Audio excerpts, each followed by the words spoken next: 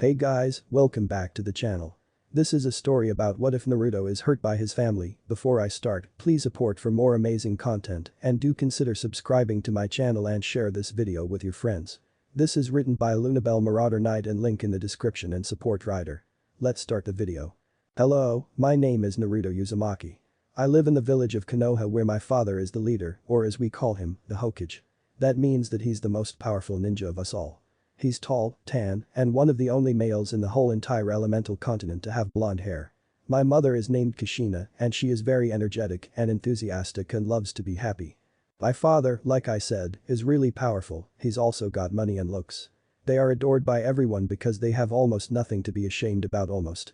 They are like two love-struck teenagers and their marriage almost never leaves the honeymoon stage. They are really perfect for each other and they almost had the perfect life almost. Almost being that they had me. 14 years ago I ruined everything. At least, that's how the village treats me. As far as I can figure out, a powerful and dangerous demon attacked my village all those years back on the day of my birth. Way to be welcome to the world, right?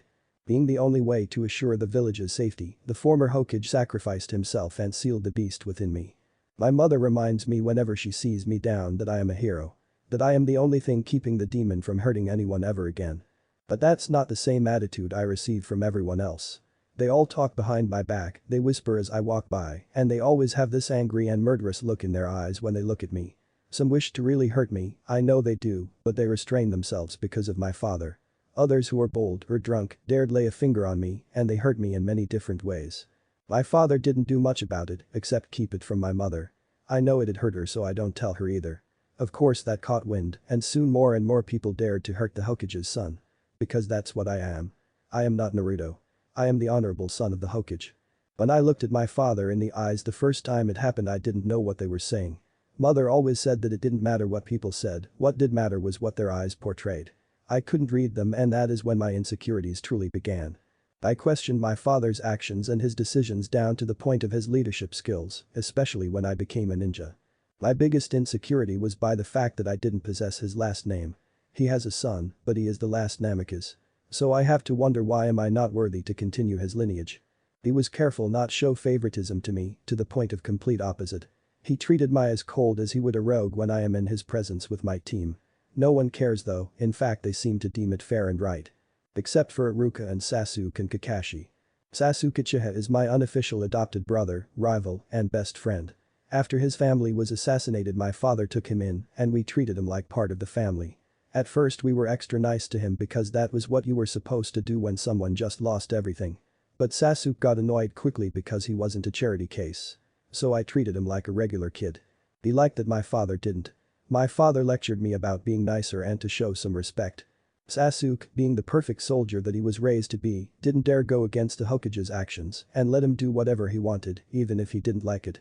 Then later would apologize to me for getting lectured because of him, but I reminded him that it was alright. Sasuke didn't like to show outward emotions to people because he needed to be strong, but when it was just the two of us, well, it was just the two of us. No mask, no secrets, just two boys who were the best of friends in their own little world. Then there was Iruka. My sensei who cared greatly for me. Unlike my dad who could never make time for me, Iruka sensei always found at least an hour a day. He trained me and helped me understand material I was having trouble with. And not just that. He takes me out to eat and gives me advice, and I can talk to him about my problems and insecurities. Sometimes I don't even have to tell him anything and he gives me the perfect advice anyway. Iruka was the one who told me about girls and explained what was happening to me when I hit puberty. I spend my free time with Iruka because my father spent all his free time with Sasuke. Training him to be a great warrior. To be a true shinobi. Mama Naruto, you shouldn't think too seriously. I was currently sitting on one of the Hokage head monuments overlooking the village and looked back to see Kakashi sensei standing these with a blue popsicle for me. Did you get a brain freeze eating the other one so quickly? I ask as he sits next to me. I looked away quickly to hide my blush. Kakashi is just really cool and I've known him since I was little because he was my father's student. He was always there and I've developed a bit of a crush on him. Not one of my best ideas, Kakashi replied. I chuckled. I remember the dumb plan I came up with to get to see his face. Me and my team did a lot and came out empty every time. The sensei? I asked in a low tone. I closed my eyes. I could smell the grass underneath us, I would feel the cool breeze that flows through the trees and the warm rays of the sun. I could hear the people down in the village, I could feel Kakashi-sensei next to me, and there was something else. Something ominous. Yes. Kakashi voiced. You taught us that sometimes you have to try tactics that people don't expect. That sometimes the simplest answer is the best. Overthinking isn't always the way to go, right? To look beneath the underneath. Yes. Sometimes having an elaborate plan is needed, but it all depends on the situation, Kakashi said. May I see your face, sensei? I asked. Not today, Kakashi replied. Someday? I asked as I opened my eyes to look at him. He was on his back staring at the sky with his one eye. Someday, he answered. I laid back too and watched the clouds go by. It was weird having these conversations with someone other than Iruka. Why? Kakashi asked. Why what? I asked. Is it weird for you to talk seriously with anyone other than Iruka? Kakashi said. I said that out loud. I asked. Yup, Kakashi replied. I turned my attention from him back to the sky. I guess because besides him everyone else hates me. Kakashi sat up and immediately said, that is not true. I sighed, I know. But a majority do. And my own family, my mother wants to be oblivious, but she can't always turn the other cheek. She just loves my father more than me and does look away. Naruto. I know he doesn't do it on purpose. I know the council doesn't make it easy for him. They don't want him to train me, they don't want me to become powerful. They're scared. That's why they have me and Sasuke in the same team. So you can concentrate more on the only Sharingan user left to this village and why my father treats him more like a son than me. Because no one will look down upon it and actually embrace it. Kakashi didn't say anything but continued to watch me. I would still feel his eye on me even though had reclosed my eyes. He wanted to protest, to say that his sensei wasn't like that, but he couldn't. On his way there he in fact saw his sensei laughing heartily with a smiling Sasuke. They seemed to have been training and were now heading to Minato's and Naruto's favorite noodle stand. Kakashi also noticed the coldness and indifference that his sensei showed the younger blonde when they were in his presence. Like a switch he goes from the caring sensei he knew to the politician the council members approve of. Is he so scared of them that he finds this treatment of his own son alright? No. His sensei isn't like that. There has to be a reason. There had to be. Movement from me caused him to sit up and asked where I was going. I looked up at the setting sun. I want to be alone for a while. Be careful, Kakashi said. I knew he worried about me. He was always like an older brother who was forced to act like a parent. I felt bad that he felt inclined to protect me when he didn't want to. I want him to be worried about me because if I wanted someone to love me, I want it to be him. But someday he won't have to feel forced to care for me. Someday my family will be freed from the imperfection that is me. Someday everything will work out. Someday, I whispered. Yes, Naruto, someday, Kakashi repeated.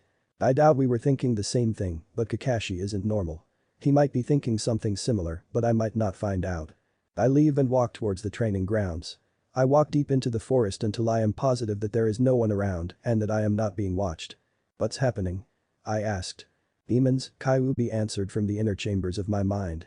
I established a relationship with him after one of the attacks. After deciding that I needed to be stronger in order to survive, I allowed him to give me advice and train me. If the elders, the council members, or my father ever found out what I can really do, it wouldn't be good for me. What are they doing so close to Konoha? They aren't here for you, are they? I asked. Hard to say. They are far away enough for me not to tell their exact power. Though I doubt they are. Only demons who are interactive with humans know of my whereabouts. And they have to be involved with specific humans at that. And like I've told you, demons despise humans, Kyuubi said. Then what are they doing here? There has been a lot of activity here, Kyuubi, I mentioned as a cold unnatural gust chills my bones.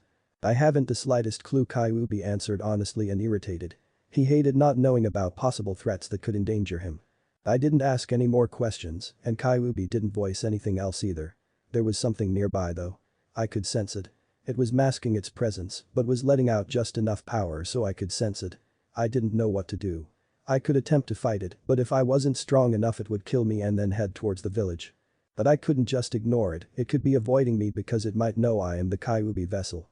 Then a killing intent so powerful was emitted that an entire flock of birds soared out of their nest as fast as possible. I noticed that they were the only animals around. Whatever this was, it was on the ground. The ground became frosted, like when ice in an ice tray are beginning to freeze, and the temperature dropped like 10 degrees. Quickly making a shadow clone, I sent it to get my dad. I needed help. The thing launched at me and I crashed to the ground hard and hit my head. I could feel the blood trickling down my neck. When it touched me, its touch was so cold that it burned my skin. I saw horrible images of fire and blood. Screams of agony echoed in my mind and I could feel claw marks on me. And just as quick as it came it was gone. I gasped as the temperature returned to normal and the killing intent disappeared, allowing me to breathe without feeling like I was suffocating. Just then my father arrived with a handful of shinobi. All of them ready for a fight and braced to see something honestly horrible. When they didn't, they all turned to look at me, then at my father, waiting for further instructions. My father looked displeased and embarrassed. His stare became a glare towards me as I stood up. He raised his arm and the shinobi disappeared from the sight. My father looked at me in the eyes and turned around and began to walk away. It was obvious I was meant to follow. I gulped and looked at the sky. The sun wasn't out anymore. I felt so cold already, and without the sun's heat it only felt colder. The walk home was silent until we arrived home. Once there I wasn't allowed to move until I explained what had happened. "There was a demon," I exclaimed. "Then where was it?" "I didn't sense anyone but you there, Naruto," my father said. "It left, but I swear it was their dad," I cried. "Minato? What's going on?" Kushina asked from the kitchen doorway, with Sasuke behind her. "Your son thinks it's funny to recreate the story about the boy who cried wolf. Perhaps tonight you should retell him that story and remind him what happens at the end," Minato answered with his anger apparent in his voice. "Naruto, is this true?" Kushina asked sternly. "I saw it, Mom." "I did, I swear," I said. "Naru-chan, you know how dangerous it is to say stuff like that just for pretend," Kushina said. I desperately tried to hold back the tears. I was telling the truth and not even my own mom believed me. It isn't a surprise, but it still hurts. "Don't you think, out of all people I know, don't you think as the damn demon boy I know how stupid it is to go yelling demon demon? I don't need to be any more different," I yelled in frustration. "Naruto?" Kushina exclaimed. "Then why did you lie?" Minato demanded with his arms crossed. "Minato?" Kushina yelled. "I didn't," I insisted. "Then why was that place empty when we got there, Naruto?" Minato asked. "I don't know," I answered. "Do you have any idea of what I am going to have to face with tomorrow? The council is already up my ass with a whole bunch of unnecessary complaints. I don't need them adding more shit about you." Minato yelled but quickly regretted it, most likely because I could feel the tear that fell from my eye. I swallowed a lump in my throat and headed upstairs without another word. I heard rustling noise downstairs and hushed voices. Great, now my parents are arguing because of me. Like I needed more guilt. "You okay?" I jumped as Sasuke's voice woke me from my thoughts. I turned to look at him. Great, he was worried. "Super," I deadpanned. He scouted me over so he could lie down next to me. We both just laid there on my bed looking at my ceiling. It wasn't until a few minutes later did Sasuke sit up and look at me. I closed my eyes. I didn't want him seeing me in this pathetic state. "You're hurt," he whispered. I sit up and then I realized what he meant. My left side hurt at the movement. I lifted my shirt and then I saw a horrible bloody bruise on my side. "Holy shit. What the hell happened?" Sasuke demanded as he rushed to the bathroom for the emergency kit. I didn't answer. When I tried using Kyuubi's chakra to heal it, it burned like acid, but it felt unnaturally cold. I hadn't imagined it. The demon had been real. The demon had touched me. I barely noticed as Sasuke mended the wound. I was thinking of all that Kyuubi has told me about demons. If that demon had been a weak one, then they wouldn't have been able to hide themselves like that. They also wouldn't have fled. Weak demons are stupid. Mostly all brawn and no brain. They would have stayed to fight because they move on bloodlust and instincts. This demon was way smarter. This was part of a plan. But what was the plan? Were they after the Kyuubi? What else could they be here for? But then why did they need to involve his father and the village? If all they wanted was the Kyuubi, then why not take the chance and nab him there? The demon was already more powerful than he was, so why stop and not finish him there? "Naruto?" I looked up to see that Sasuke had gotten way too close for comfort. "Don't mind moving a bit. You're making me uncomfortable," I said. He didn't. In fact, the opposite, he straddled me. "What happened?" "You're making me really uncomfortable," I repeated. "I had to spend the entire day listening to those stupid girls from the academy you owe me," Sasuke said. "It's really hard for the Ice Prince to act civil to those nitwits when Mr. Sunshine isn't with me." "I wasn't lying," I said as I traced my fingers over the bandaged wound. "Then why didn't you tell him about this?" "This is proof," Sasuke exclaimed. "No, he has enough problems." "I'm worried about you." "I know," I said. "Keep your promise to me, alright?" Sasuke whispered. I didn't answer. I couldn't. That attack let me see and hear things that don't make sense or make me comfortable. I can feel something dark and malevolent. "Naruto, promise me," Sasuke repeated. I couldn't promise it, all I could say was, someday. So Sasuke has a bit of a crush on Naruto that will bloom later on. Naruto has a little crush on Kakashi. But it's one of those innocent idle crushes which will be used later to make Sasuke jealous.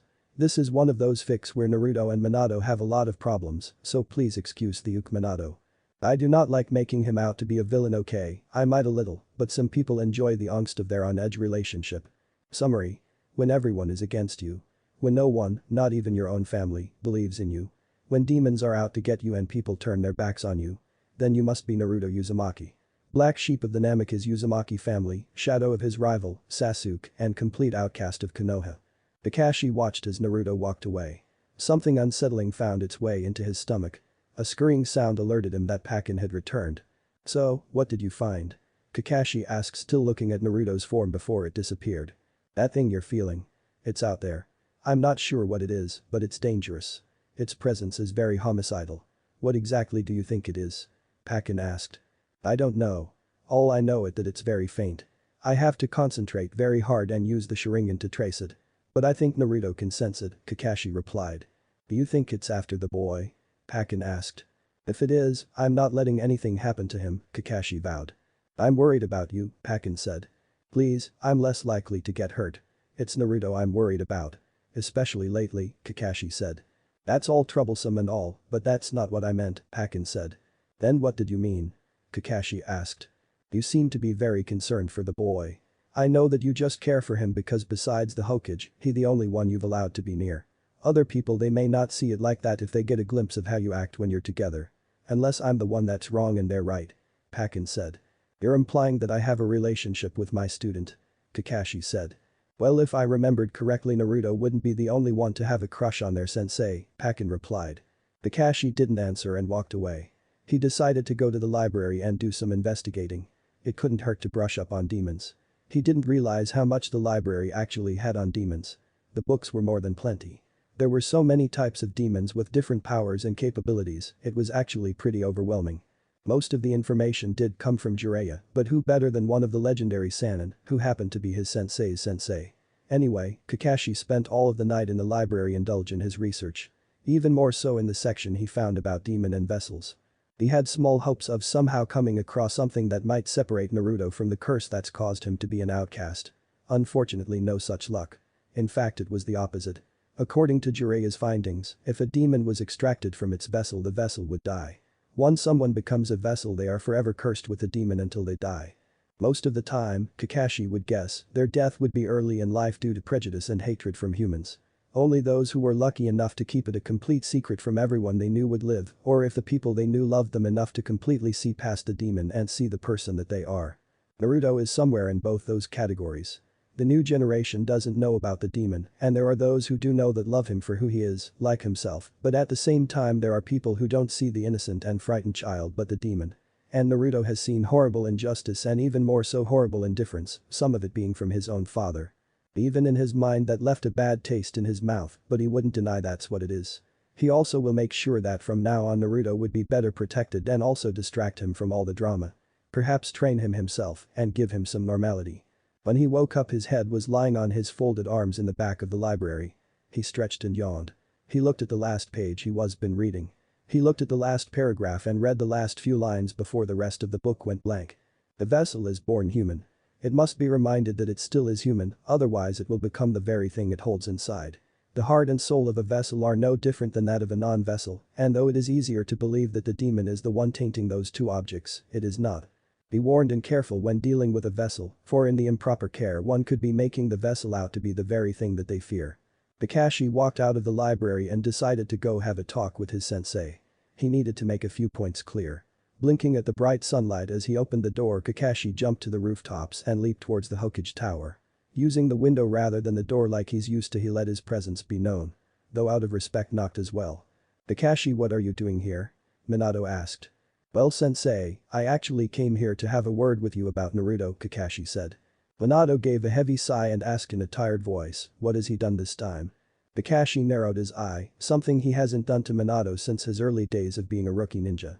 Trying to keep his respect in his voice, which was harder said than done, Kakashi asked, what makes you think he's done anything wrong? Minato seemed surprised by Kakashi's answer. Which only seemed to make Kakashi's growing irritation turn to anger. My son, as of late, hasn't been acting up to the standards of his title, Minato answered in the politician voice Kakashi is growing to hate. It was the same politician's voice that's making Naruto miserable and distant. I mean not acting up to the standards of his title. Naruto wasn't even Naruto to his sensei anymore either. Was Naruto nothing more to his sensei than the honorable son he's seen as by the rest of the village? Without holding the sass from his voice, Kakashi replied. Well, at least you're acknowledging him as your son. What is that supposed to mean? Minato demanded.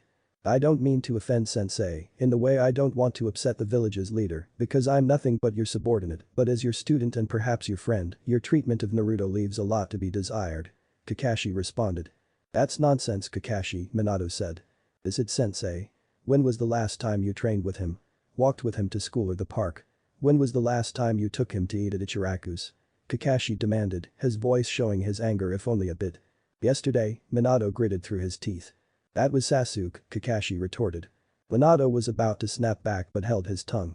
He clamped his mouth shut and breathed hard through his nostrils. Closing his eyes for a moment, Minato asked, what exactly did you come down here to talk about? I'm not sure anymore. I wanted to ask a lot of questions because only Minato-sensei had the answers. Because Minato-sensei was the same man who was supposed to be Naruto's father, but he's not the man that sits behind that desk, Kakashi said darkly. Watch your mouth, Kakashi, Minato warned. What the hell happened?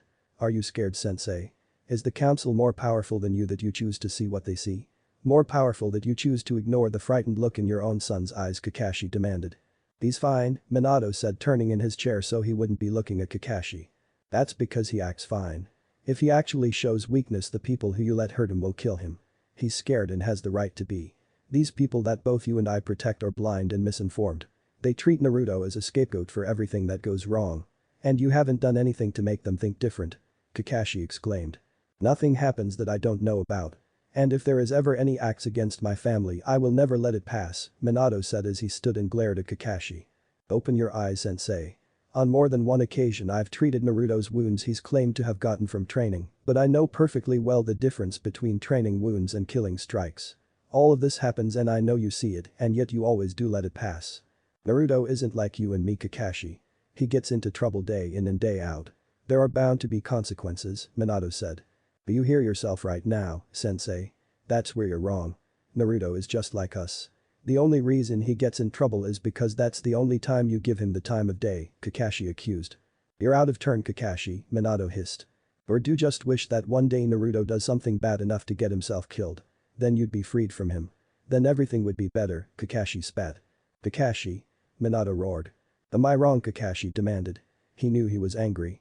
He knew he'd say something stupid, but he also knew he'd say the truth. My son is very important to me. I'd never wish him any harm, Minato answered through gritted teeth. Ha! You can't even tell me you love him. You criticize him for not being good enough. Have you ever spent as much time with him as you do with Sasuke? Do you even want him to be strong? Or are you believing that shit the council says? Kakashi demanded. Of course not. I love Naruto. I think it's best you leave, Minato said. Not until you answer one last thing, Kakashi said as he clenched his fist at his sides. Minato slammed his hands on his desk and yelled, What? What the hell do you want to ask? Why didn't you give him the Namikaze name to carry on? Kakashi whispered. Minato stopped whatever smart-ass answer he had prepared for Kakashi and stared at his former student with eyes widened in shock. A complete disbelieving look on his face. He didn't verbally give Kakashi an answer, but Kakashi got one either way. A gust of wind blew in the office and in a swirl of leaves Kakashi was gone. Leaving Minato to slouch down onto his chair. Mind blank, unable to process any coherent thoughts. Only able to replay the whole conversation in his head, trying to make sense of it, any of it. Team 7 was in its usual training grounds waiting for their sensei to arrive. They had already been there for a few hours, but they were used to it. They had Kakashi Haddock as their sensei after all. The most tardy ninja in all of history. In their younger days, Sakura wasn't allowed to communicate with Naruto because her parents made her believe that he was evil, even though he was the honorable son. She was to respect him, but only out of respect to his father, not to him. So when she first met him in the academy, she was cold, polite, but very cold. But her crush on Sasuke allowed her to see Naruto in a new light. Never would Sasuke go anywhere without Naruto. They were inseparable most of the time. When it wasn't needed for them to be apart, they weren't. So Sakura saw Naruto's true nature. Not the son of the Hokage. Or the troublemaker. Or anything else. She saw Naruto Uzumaki. Sasuke Uchiha's best friend, most loyal boy who always puts himself last and who was willing to die for her. On their first real mission outside of the village, they had ran into a rogue ninja. A mission and an opponent who were considered A if not S ranked. Sasuke had jumped in front of Naruto to protect him from a Senbon attack. Sakura blamed him for it, but when Sasuke regained consciousness, he made his point very clear that he'd die over 1,000 times if it meant saving Naruto. Sakura had never seen such seriousness and devotion before. It brought out a new aspect towards the boys' relationship. She didn't know what it was, but she'd support it. She wasn't sure what she was supporting, but she would. Later, on the final battle on the bridge, Naruto took the attack the bad guy had directed at her. The guy's sword pierced right through Naruto's stomach. The image of Naruto's body limp and unmoving and his eyes closed was forever engraved in both hers and Sasuke's minds, haunting their dreams. But Naruto hadn't died. Quite the opposite. He summoned this amazing chakra that was visible to all of them, something never really heard of, then attacked the bad guy. Instead of killing him though, he surprised all of them by getting the swordsman to attack the guy who ordered the bridge builder's death and all of his henchmen. In the end they had become the best of friends, all three of them. A family almost. So when Kakashi arrived with a seriousness that reeked of near malice with eyes on Naruto, both Sasuke and Sakura were scared. "Sensei?" Sakura asked. "The day you two are dismissed," Kakashi said, pointing to Sasuke and Sakura. "What about Naruto?" Sasuke demanded, standing in front of the blonde in a protective way. "I need to have a word with him," Kakashi answered flatly. But Sasuke began, but Kakashi cut him off. "It's an order." Looking wearily at Naruto, the other two reluctantly left. Kakashi took Naruto's hand and dragged him off somewhere else, somewhere no one could see them. They walked for what seemed hours, but that was only the anger that Kakashi was feeling. It was more about half an hour. All the while he never let go of Naruto's wrist. Kakashi used Naruto's pulse to calm him down. Naruto's heartbeat was calm. Despite being suddenly taken away by his sensei, Naruto wasn't worried or anxious. Kakashi was thankful.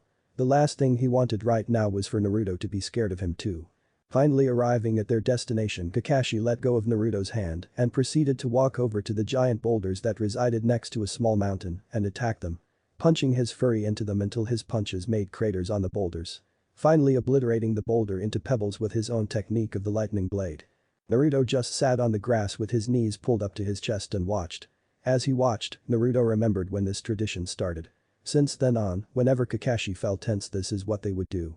If anything, it had only increased his crush over the years. 19-year-old Kakashi was punching his fury out of him and into the mountainside of one of the mountains in the forest. He was angry. It was supposed to be a simple mission. His sensei trusted him with its success. But he'd chosen to save the lives of his teammates. He was overall proud of his choice, later it will allow him to at least sleep. The downside was that they had lost a scroll, and now, because of him, his sensei was going to face the council's wrath. "Ah!" Kakashi yelled as he destroyed the rock to smithereens. "Did that walk make you mad?" Kakashi turned around and saw the honorable son in his orange dress robes. Though because of his trudging through the forest they've been torn and dirtied. "Honorable son, what are you doing here?" Kakashi asked. 5-year-old Naruto shrugged and walked closer to Kakashi on a walk. "It's very dangerous for you to be out here by yourself, honorable son," Kakashi said. "But I 5 years old today." Naruto protested, "I all enough." "Today's your birthday?" Kakashi asked and couldn't help but frown at the speech impediment. By 5 years old, his speaking skills should be better. Though some of it could pass because of the missing teeth, it still bothered Kakashi. "Yup." Naruto replied happily. "Then shouldn't you be at home celebrating?" Kakashi asked. "Persons celebrate birthdays?" Naruto asked curiously. "Of course," Kakashi said. "Oh well, no one ever celebrated my birthday." "Ninja-san, why do persons celebrate birthdays?" Naruto asked as he sat down in front of Kakashi, who sat down Indian style in front of Naruto. "Well, they celebrate because it's a happy day." Kakashi saw the questioning look in Naruto's eyes and raised his hand and explained, "It's a day when someone people love is born. They are happy to have them near and alive, that's why they celebrate." "Who celebrates?" Naruto asked. "Usually friends and family," Kakashi responded. That's why no one celebrates Naruto's birthday." Naruto exclaimed like a detective that's finally found the last clue needed to solving the case. "What do you mean, honorable son?" Kakashi asked. "Naruto has no friends and fader, he always busy and no have time for Naruto and mommy, always with fader," Naruto whispered. Kakashi felt sympathy for the young child, and because the child had distracted him from his troubles, then he could at least try to make the young blonde feel better. "Say, honorable son, what would you like for your birthday?" Kakashi asked. "Want?" Naruto asked. "Yes. For your birthday you get anything you want. So you can ask me of anything and I'll get it for you," Kakashi promised. Naruto stayed quiet and looked at Kakashi so intensely that it almost made Kakashi uncomfortable. Finally, after a whole minute of silence, Naruto asked quietly, will Ninja-san be Nodo's Wyand? Out of anything Kakashi thought a young boy would ask for, that was something he didn't expect. Kakashi smiled, even though Naruto couldn't see it, and extended out his hand and said, I'd be honored. Yay. Nodo has Wyand. Wait, what's your name? Naruto asked. Kakashi. Kakashi Hadaki, honorable son, Kakashi replied. Naruto frowned, don't call me dat. Everyone calls me dat, but that's not Nodo's name. Nodo's name is Nodo Uzumaki. It's not customary for regular people to do that though, Kakashi said. Well you're Nodo's Wyand white. And I get whatever I want white. Well, I want you to calls me by my name. Naruto said. Alright, Naruto. Kakashi said, which caused Naruto to smile. Naruto then stood up and looked at the pebbles that used to be a rock before Kakashi got through with it. So what did Dawak do to make you mad? Naruto asked. Huh? Oh, nothing. Kakashi said as he walked next to Naruto. Hey, why did you hurt it? Naruto asked. Kakashi scratched his head embarrassed for some reason. I wasn't mad at the rock Naruto, I was mad because my last mission didn't do too well. If Wak didn't do nothing wrong, then why did you hurt it? Naruto asked. I needed a way to feel better and this helped, Kakashi said. You needs to apologize to it. Dat Wak is a part of nature and nature is alive, you hurt it so apologize. Naruto demanded, quite adorably in his chibi appearance, as he pointed to the pile of pebbles. Kakashi turned to the pile of pebbles and awkwardly said his apologies. He felt foolish, but the smile that Naruto had given him was worth it. They went back to their sitting positions, and Naruto asked why Kakashi still felt sad. I don't, Kakashi reassured, but Naruto wasn't convinced. I guess it's because I let your father down. Naruto smiled, don't worry. Fader really likes you. If he acted mad now, it was only cause he has to act mean sometimes. I don't know why but it's something cause of his job. But he talked about you a lot and how he proud of you. Kakashi smiled and lied back onto the ground and stared at the sky. Is there anything else you want for your birthday Naruto? No, Naruto shook his head, I just want to spend time with my new Wyand. Kakashi patted the spot next to him and Naruto followed, but instead of laying next to him, Naruto climbed on top of his and laid on Kakashi's chest. Let's cloud watch. But that's boring, Naruto whined. Kakashi chuckled, well that's what you use your imagination for. See, that one over there kind of looks like a pine tree. You add a few other clouds and they could be Christmas ornaments. Naruto giggled and then pointed at another cloud, that one looks like a heart. Ever since then, they've done that a few times. Now Naruto looked at Kakashi who had just used his lightning blade on a boulder. Kakashi's posture was tense. He was visibly angry. Naruto could hear Kakashi breathing loudly. Silently Kakashi walked next to Naruto and laid down and closed his eye.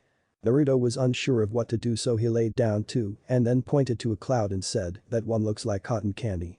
It took a few minutes, but finally Kakashi chuckled a bit and said, out of all the things you see cotton candy. Naruto most of the puffiest clouds look like cotton candy. Yeah but I mean the kind they have at festivals. They have a specific shape and that little cone on the bottom. See? There's a triangle shape there too, Naruto pointed out. Kakashi pointed to another cloud, that over there kind of looks like Pakin. Balancing on a giant beach ball, Naruto added. Wearing a pointy party hat, Kakashi added. Naruto pointed to another cloud and said, that one over there looks like an apple. It's kind of round, how can you be sure? Kakashi asked. It's called using your imagination, Kakashi. Kakashi hummed in agreement and then they stayed silent for a few moments. Naruto then dared himself to ask Kakashi the question that's been plaguing him since the beginning. What happened? Nothing, Kakashi replied quickly. Naruto nodded, though he didn't believe it and decided to distract Kakashi. He seemed to be very upset. Kakashi wasn't there yesterday when his father arrived with all of those ninja. Kakashi might not have known about the demon attack. If Naruto told him would Kakashi believe him? He wanted to believe that Kakashi would, but there was doubt. There was always doubt on the people he could trust. Everyone he trusted. Even Kakashi, Iruka and Sasuke.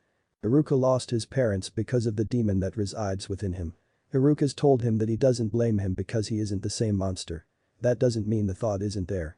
He made Iruka an orphan. Sometime, when he disappoints Iruka, he thinks he sees the thought there. Sasuke has a lot going for him. Everyone loves him and wants him to prosper. Eventually he might find Naruto as annoying as everyone else and abandon him as well. He wants to believe in Sasuke when he promises forever and eternity, but those words aren't as set in stone as their meanings. Then there's Kakashi. Hey sensei? Naruto asked. Yeah? Have you ever wondered what's out there? Outside of Konoha I mean, Naruto asked. There's a lot Naruto. Once you and the rest of the team are more trained you'll get to see different places and different people. Some will be kind of like the mission we had with the bridge builder, but others won't. Others will be easier and you'll make friends and see wonderful places. Kakashi said. That's good, but not what I meant, sensei, Naruto said quietly. Oh? Then what? Kakashi asked. I mean, you know how supposedly there's someone for everyone? Naruto asked. Yeah, Kakashi replied. Well, what if that person isn't in Konoha? What if they were from somewhere else? Would you leave Konoha to be with them? Naruto asked. Kakashi stood up for a bit to look at Naruto, who had rolled over on his stomach and closed his eyes. That's dangerous, Naruto. Leaving Konoha is something we can't do. What if, hypothetically speaking, it was for the person that would make you happy? That they were all you needed? What if they were willing to leave their village to be with you? Naruto asked. And come to Konoha with me? Kakashi asked. Well, yeah, that's one option. But they wouldn't want to be the cause of war between the two villages, so they suggest for you two to leave somewhere else completely different. Somewhere no one you used to know would know, a place where it'd be just the two of you and you can start a family and live in peace for the rest of your days. Complete paradise. Would you go? Kakashi thought about it a bit. I don't know where exactly would I go. Naruto rolled back over and looked at Kakashi. That was all he did. Look. It was unnerving, so Kakashi asked, what? Who is it? Naruto asked. Who is what? Kakashi countered. There's someone special in the village for you and I want to know who it is, Naruto replied.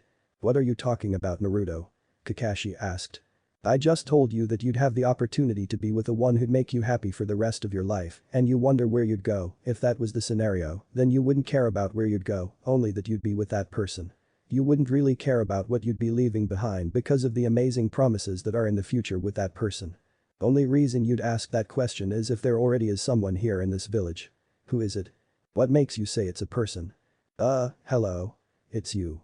You retired from Anbu on your own accord, so that means you don't care about military rank, you only keep the necessities in your apartment because you really don't like being attached to material things, you are always late wherever you go, so you aren't really a people pleaser. All in all, I can't see having a real reason to stay unless there was someone real special. There is. Kakashi answered as he laid back down, hand behind his head. I knew it, Naruto said smugly, tell me about them. What are they like? Well, obviously they're nice. They're considerate, strong, and utterly amazing. Plus rare, Kakashi summarized. Rare? Naruto asked. Yeah, well, there aren't that many blonde-haired blue-eyed people in Konoha, are there? Kakashi said. I guess not, but that sounds just like my dad, Naruto said as he glanced over to Kakashi. Yeah, but he's taken. So I guess that makes you my reason for not leaving, Kakashi said.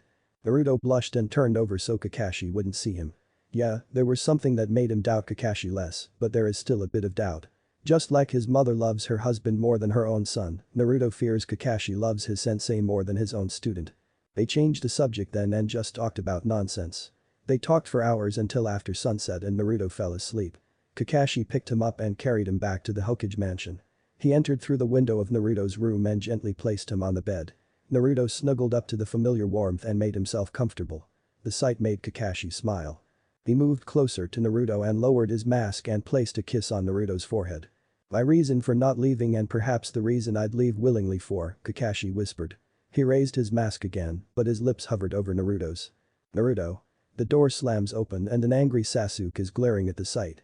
Kakashi doesn't jump but leisurely rises to his tallest posture and looked at Sasuke listlessly and then jumped out the window. Sasuke glared at the window, then in less than a second was next to Naruto. He shook him awake, which Naruto didn't like. Why? Naruto asked groggily. As Kakashi kissed you, Sasuke demanded. Kissed ya? Naruto replied as he rubbed his eye. What? Sasuke yelled angrily. Well, yeah. On my forehead a lot or sometimes on the cheek. Mostly on my birthday or Christmas, Naruto answered. Not completely satisfied but still somewhat still, Sasuke gave a sigh of relief. He then leaned in close and kissed Naruto. Naruto froze and went rigid. Sasuke pulled away and saw the scared look in Naruto's eyes. It's okay, it's me, I'm not going to hurt you. Sasuke promised. Naruto closed his eyes and allowed Sasuke to kiss him. Though when he did, the wound on his side began to burn. There was this spark in the back of his mind. It flickered, as if someone was trying to start a lighter but could only get sparks. When Sasuke tried to deepen the kiss, the flame finally erupted and Naruto took charge of the kiss. Switching themselves so that Naruto was on top, he pushed Sasuke down onto the bed and did what he'd seen people do in the movies. Sasuke seemed to like it from the sounds he was making. He grabbed hold of Naruto and pulled him closer, accidentally causing them to rub their nether regions together. They pulled apart and looked at each other. Sasuke noted that Naruto's eyes had changed from blue to violet. Sasuke dismissed that thought and grabbed Naruto's hair and pulled him in again. They were in an intense makeout session, Naruto putting up a complete sense of passion that Sasuke couldn't describe or wanted to stop, but it all stopped when the door from downstairs opened and closed. "Sasuke, is Naruto back yet?" Kushina asked. Naruto pulled away and jumped so fast away from Sasuke with such a panicked look on his face, it sort of hurt Sasuke. Naruto shook his head and muttered apologized. "Sorry, I'm so sorry, no love, can't love me, can't love demon," Naruto whispered. Sasuke's face fell. He got up and walked up to Naruto. "Sasuke," Kushina called from downstairs, but getting closer. "Naruto," Sasuke said as he caressed Naruto's cheek. Naruto recoiled, but Sasuke didn't move away and Naruto finally settled into Sasuke's touch. "I promised you I wouldn't hurt you. I mean it. My mom's coming, you should get to your room." "I don't want to have to explain this," Naruto said as he crawled back into bed. Sasuke looked at him with worried eyes. Naruto was clutching the giant bruise he was hurting, Sasuke was sure of it. But he couldn't prove it. He'd find a way though. He'd help Naruto no matter what. Chapter 3. The next day Naruto had gotten up early and ventured out into the city. After the scene with Sasuke, Naruto wanted to avoid the Raven as much as possible. If anything like that ever got out, then his father would have a fit and forbid him to have any contact whatsoever with Sasuke. At the moment he needed time to think of a way to make Sasuke understand that what happened before can't happen again. He doesn't want to stop seeing Sasuke, so he needed to make it clear that Naruto can't love. Also, when his mom came in to check on him, she did something she hasn't done in years. She sat on the bed next to him and caressed his face gently. She whispered that she loved him and quietly asked that he attempt harder to make it easier for his father. Naruto had been conflicted. His mother had told him she loved him for the first time in a long time. But she had basically asked him to stop burdening his father. But he came to terms.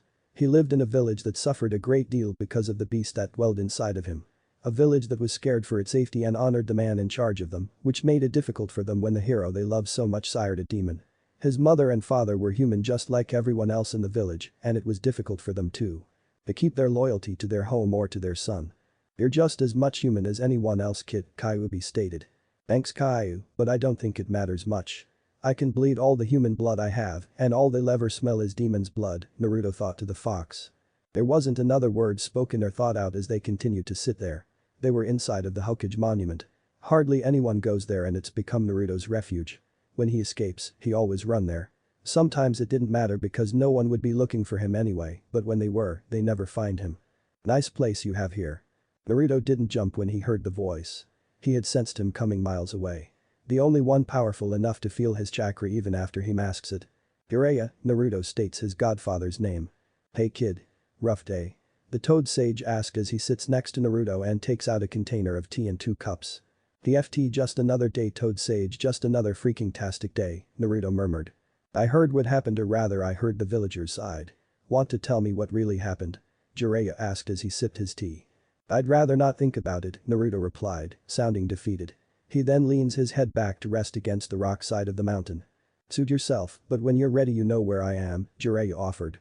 "Off at the bathing houses, sneaking a peek," Naruto guessed with some tease in his voice. "It's research." Jiraiya protested and silently smiled at the fact that Naruto was joking with him. He didn't like when the blonde nin wasn't smiling. Though he wasn't all too sure how he felt when the blonde did smile. It was all a mask. Whatever, Naruto said in an exhausted voice. "Aw, come on kid. You used to be tons more fun and energetic." "What happened?" Jiraiya asked. "It's not easy pretending to be an idiot, you know that," Naruto answered. Jiraiya stayed silent for a bit and then sighed, "The council is angry." "What else is new?" Naruto scoffed. "Well, apparently the ninja that attended the call with your father didn't think it was necessary to keep their mouths shut, so now the council has had visitors of both ninja and civilian status coming to them with complaints," Jiraiya said. "Damn," Naruto whispered, and he narrowed his eyes and pulled his knees to his chest and laid his head on them. "Yeah, tell me about it," Jiraiya agreed with the blonde. "So what's my father going to do about it?" Naruto deadpanned. "Actually, there's going to be a trial," Jiraiya answered, which caused Naruto to look up. "The trial?" Naruto echoed. "Yes. And the one standing trial is you," Jiraiya trailed off. "I'm not surprised," said Naruto. "I want you to be careful, Naruto, there's something out there," Jiraiya said as he stood up. "You sense it too?" Naruto asked with hope. Hope that he wasn't the only one and wasn't imaging it. "Yeah. There is something evil in the atmosphere.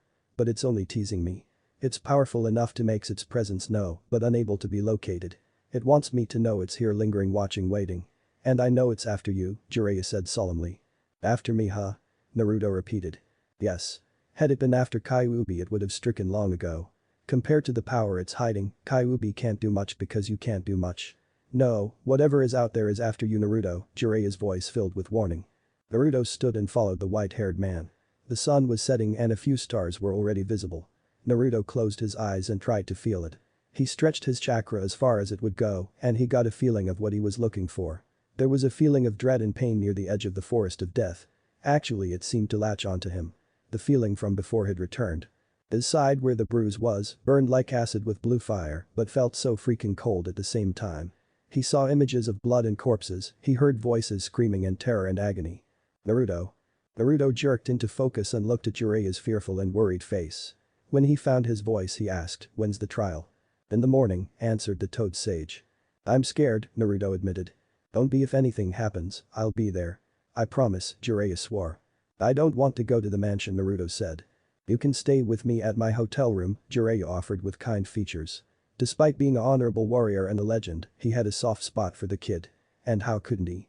Naruto's childhood innocence was next to non-existent because of what he's dealt with. Worse yet, I don't want to go to the mansion. The kid doesn't even consider this place home. Home is where someone is supposed to feel safe and reassured by the people that live there that are supposed to love you. Naruto, he wasn't sure Naruto had that. They walked in silence through the roads of Konoha. The stares were ever present even with Jiraiya at Naruto's side. The Toad Sage frowned and repressed a growl. How these people could call themselves human was beyond him. The treatment they were giving this child was nowhere near humane. Sometime he just wished he could take Naruto with him. Give him a chance to see that it's not always like this. To understand that there is something out there that's worth it. He may not show it, but he's worried to the point of fear. Right now Naruto is holding back and taking everything everyone throws at him, but there's a limit. There is always a limit. Jiraiya is afraid of what can happen when Naruto reaches his. Damn demon child. I bet there actually are demons around Konoha now. He called them here. Way to go, monster. I hope you burn in hell. Ah, I've never seen anyone fuck up that bad. What low tricks you have to do to get the Hokage's attention. I hope you enjoy scaring the villagers, it's gained you eternity in the underworld.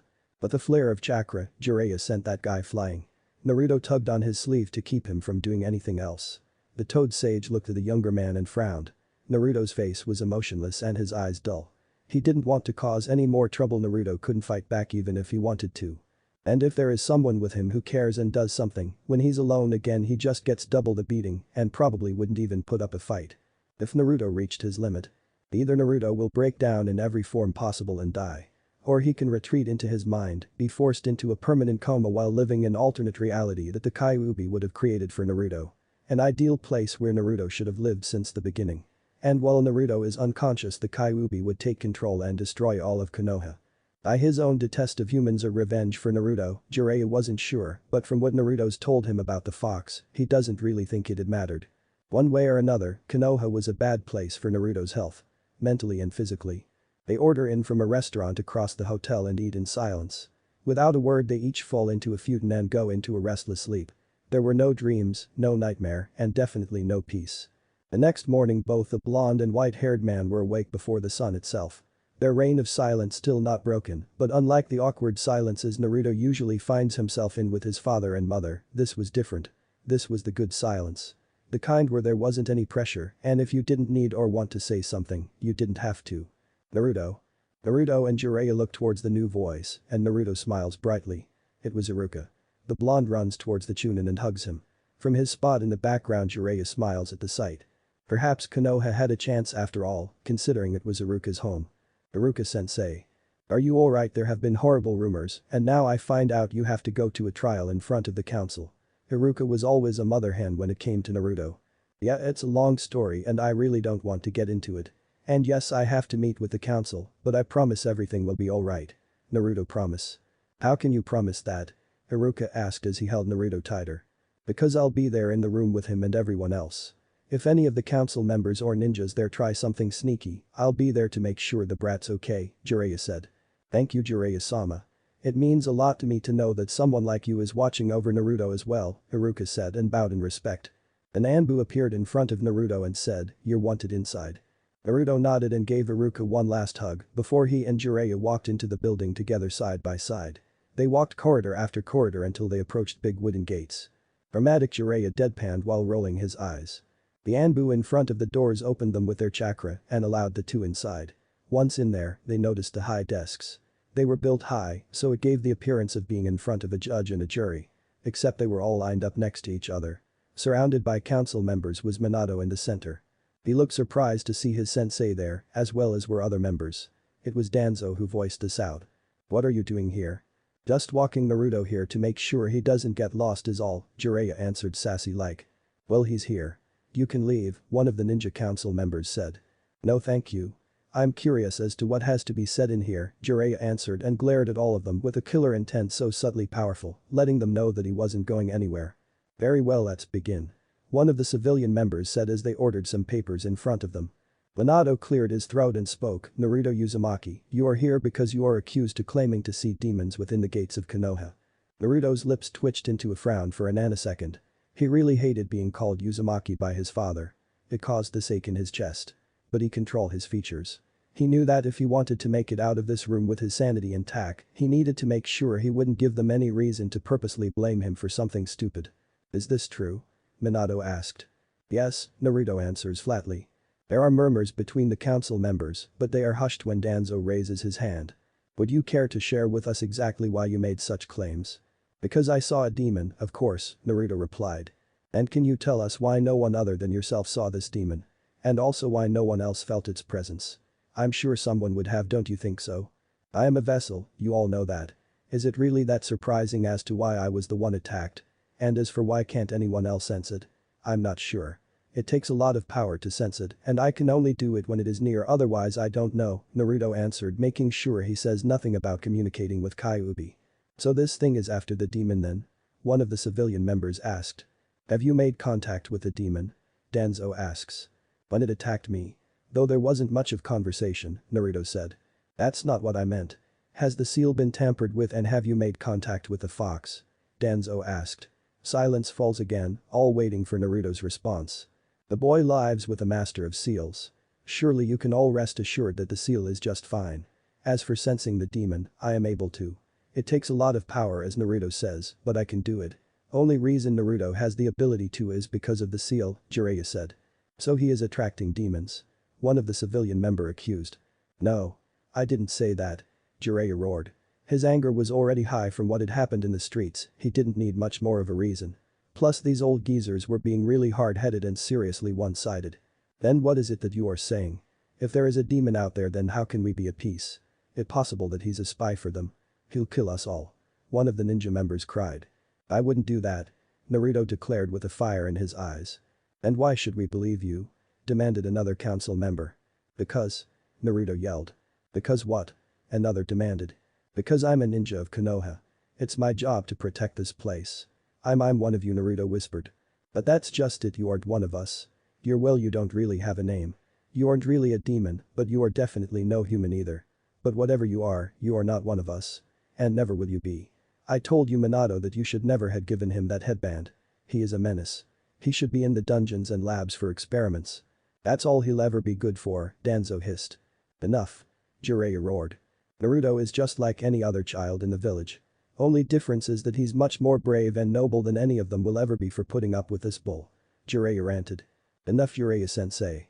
I will ask you to please leave now. I need to discuss a few things with the council," Minato said with a voice with no room for arguments. Jiraiya glared at all of them, even his ex-student, then led Naruto out of the building. They were once again quiet, but this time it wasn't peaceful. Jiraiya racked his brain for the words of comfort that Naruto so badly needed right now, but he couldn't find any that could fix this. But still he had to say something. Naruto, Jiraiya began. "It's okay, Toad Sage, I'll just walk it off. I'll be fine in a few hours," Naruto said and started to make his way towards the forest. "You sure, kid?" Jiraiya asked. "Yeah, I need to clear my head. I'll see you later," Naruto said, and then he was gone. "This is where I last felt it," Naruto whispered to himself. "You sure you want to go after this kid? That last attack was pretty gruesome," Kyuubi said. "This thing is here for something. And I need to know what," Naruto replied. "And then?" Kyuubi asked. Naruto stopped and stared into space. When he came back he shook his head and said, "We'll see." "Kit." "Yeah?" "When I saw what that power allowed you to see, something occurred to me. And that something is? What if whatever is out there is trying to summon something?" "Summon something?" Yeah, in the old days it wouldn't be as easy as blood on a scroll. And I mean old days. In those days a location was needed. Somewhere powerful and most likely filled with bloodshed. There are ancient spells out there to summon creatures like me. So this thing wants to summon another demon with your power into Konoha. Not exactly.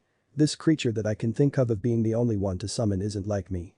There is just brawn, no wits, and its power isn't much. The thing is just big. That doesn't really sound like a good plan by the tone of your voice. What else is up? My thoughts are this. It's a distraction. Well, more like a trap, Kyuubi says. The trap? Naruto echoed. Because I have a good idea of where the location of the summoning is, we can get there ahead of time and do something drastic about it. I can see where their plan is going, but once it gets to a certain point I can't really be sure. When it reaches a certain point there are too many choices, Kyuubi said. Well, what's the plan? The summon will take place where I was summoned. That part of the city is now isolated due to horrible memories and such. That's the good part. No one will be there to get hurt. Using a spell I know we can activate this type of force field, Kyuubi explained. The force field? Naruto asked. Yes. When the demon is summoned it will be unable to leave the force field that will act as a cage, and this thing will die. This cage, if done right, nothing goes in and nothing gets out. The trap being that you'll have to be inside to kill this thing. And this is where I lose the trail. Either you'll be able to finish the demon without any problems or there will be problems. How does one deactivate the force field? Naruto asked. The force field works as a last resort. The caster can dispel it when he wins. If the caster were to die, then the force field will never be dispelled. To always work as a cage, Kyuubi said. Either way Konoha is safe. Naruto asked. Yeah, but Kit. Tell me how to do the spell, Kyuubi. Even if I'm not the hero I refuse to be the villain. Jiraiya watched Naruto until his form completely vanished. He glared into the distance and felt anger rise inside him. He felt like breaking something with his bare hands in blind fury. He wanted something to pay. He wanted to kill. For Naruto's sake, and just like that, he couldn't. Because it was for Naruto's sake he knew he wouldn't kill anything. Naruto wouldn't like it if he did. Jiraiya let out a deep sigh and used a teleportation jutsu to reach another part of the city.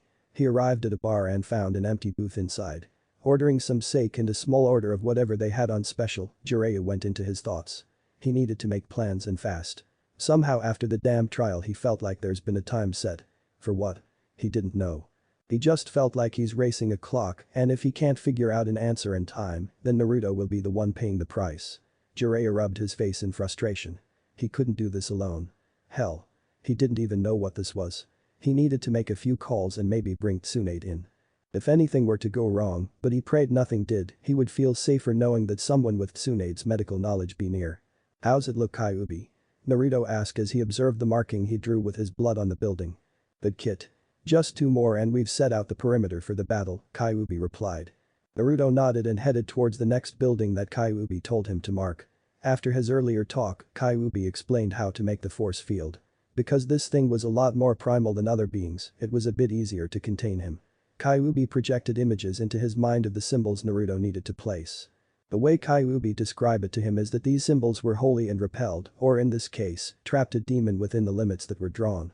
The fox told Naruto of where to find the territory of his summoning and told him that he should make a perimeter that would be used as a battlefield, so using the symbols that Kyuubi provided, Naruto encircled the buildings and placed a marking on all of them until they formed a circle. After 2 more buildings Naruto stepped back and admired his work. Once this demon was summoned all he had to do was jump in and trigger the symbol's powers with a spark of his chakra. How long do you think it'll be before we have to activate this? Naruto asked. With any luck? Never. But knowing us soon, Kyuubi said solemnly. I was afraid you would say that, Naruto replied. So what are you going to do in the meantime? Kyuubi asked. Naruto didn't reply but he didn't need to. Kyuubi already looked into the blonde's thoughts. I wouldn't blame you, Kit, but just make sure that whatever you do, there aren't any loose ends. Naruto nodded and with one last look, he turned his back and walked back to the city. He wanted to go find Jiraiya and stay with him again, not really finding the idea of going back to the mansion appealing, but he didn't want to be a burden. So reluctantly Naruto made his way to the Hokage mansion with a heavy heart. It seemed that since that morning a cloud of depression has been following him. Slowly but efficiently gnawing at his soul and making him feel hopeless. Instantly he thinks of whatever is out there. It had to be putting some sort of spell on Naruto. Wanting him to be distracted even more so than he already was. Naruto was about to go in using the front door but decided against it. He didn't really want to talk to anyone in there. Maybe if Sasuke finds him in his room later he'd spend some time with the Raven. Despite yesterday's thoughts, Naruto wanted no, he needed to spend time with him. Even if his relationship with Sasuke wasn't the most favored, that did nothing to stop it from existing. And just like he's been feeling anxious and depressed, he's also felt like there's a timer over his head. His time here was almost over, whether it was because of the demon or his decision to leave. And he wants some time with Sasuke. Jumping on the balcony, Naruto reached his room by walking on the walls, using the technique that Kakashi had taught him and his team on their mission to the mist. Entering through the window, Naruto was shocked to see Kakashi seated comfortably on his bed reading his infamous orange novel. "I was worried it'd take you longer to come home," Kakashi said as he idly flipped to the next page. Naruto closed a window behind him and pulled out the chair from his desk and plopped down in it while facing Kakashi. "I've had a few things on my mind." "You smell like blood, your blood," Kakashi stated as he placed his book down and sat up to look at the blonde. Shifting his eyes quickly to the ground, Naruto whispered, "It's nothing." "Naruto. I'm fine. I was just upset and decided to get rid of some of the tension," Naruto defended. "I don't believe you," Kakashi said, and in one move grabbed Naruto by the wrist and pulled him towards him. Falling back on the bed with Naruto resting on his chest, Kakashi wrapped his arms around the blonde and held him close. "You shouldn't worry about me, Kashi, it's not good for you," Naruto murmured as he snuggled closer to the warmth of the older ninja. "I can't help it if it's about someone I care greatly about," Kakashi replied. "Is anyone else here?" Naruto asked, changing the subject. "Your mother and Sasuke are eating downstairs. They're very worried, especially since the fourth told them yesterday about the council wanting a trial," Kakashi answered. "Do they know you're here?" Naruto asked. "No, I'm not here for them," said Kakashi. They were quiet for a while before Kakashi said, "Sasuke had a bitch fit when he found out. He tried finding you but couldn't." "Really?" Naruto asked, surprised. "Yeah. You mean a lot to him." "Sometimes I can't help but feel jealous," Kakashi commented. Though Naruto couldn't see it, he knew there was a smirk under his mask. There was a hawk squeak overheard and Kakashi sighed. It was a few hours before sunset. Kakashi wondered why the fourth wanted to see him so early. But if what his last conversation with the man was any indication, he wasn't looking forward to it. "You have to go," Naruto said sadly and sluggishly moved from Kakashi's chest. "I'll see him in a while." "You need me more than he does," Kakashi said as he pulled Naruto back. "He needs you. You don't want him to get upset," Naruto whispered but didn't fight when Kakashi pulled him in. Closer still. "I'm always late." "He's used to it," Kakashi murmured as he caressed Naruto's hair. "But he'll find out you were late because of me and I'll get in trouble in the end," Naruto whispered.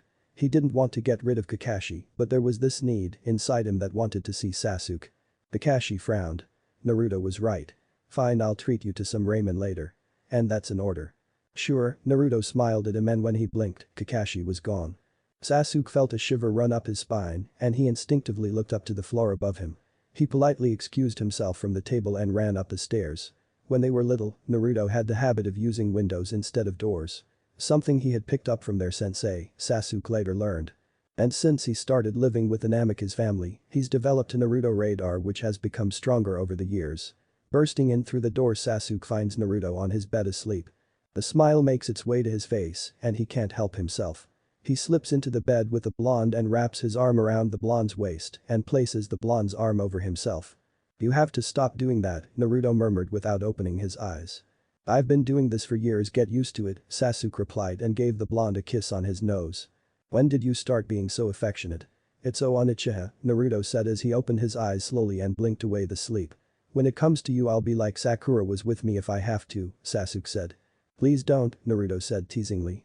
"Kiss me and I'll promise," Sasuke prompted. The burn on his side began to flare, but it wasn't painful. It was a warmth that reached the pit of his stomach and the muscles there constricted. His skin prickled and he wanted something, he wanted Sasuke. Moving his face closer to the raven, Naruto slowly placed his lips on Sasuke's until the gentle kiss became more. Sasuke was more than eager to comply, but after both of them needed air, Naruto stopped Sasuke from going in again. "What?" Sasuke asked, irritated. Finally both of them were contributing to whatever it is that's going on between them and like that. It's gone. "I think I love you, Sasuke," Naruto whispered. Shock showed all over the Uchiha's face, not expecting those words at all. Once those words fully processed in the raven's mind, he smiled a rare yet beautiful smile. "Really?" he asked, just to be sure. "I can't find any other explanation," Naruto replied. "What do you mean?" Sasuke asked, confused. "If I didn't love you, I don't think I would have put up with all the things that you do. I wouldn't care if my father threatened me into behaving by not allowing me to see you.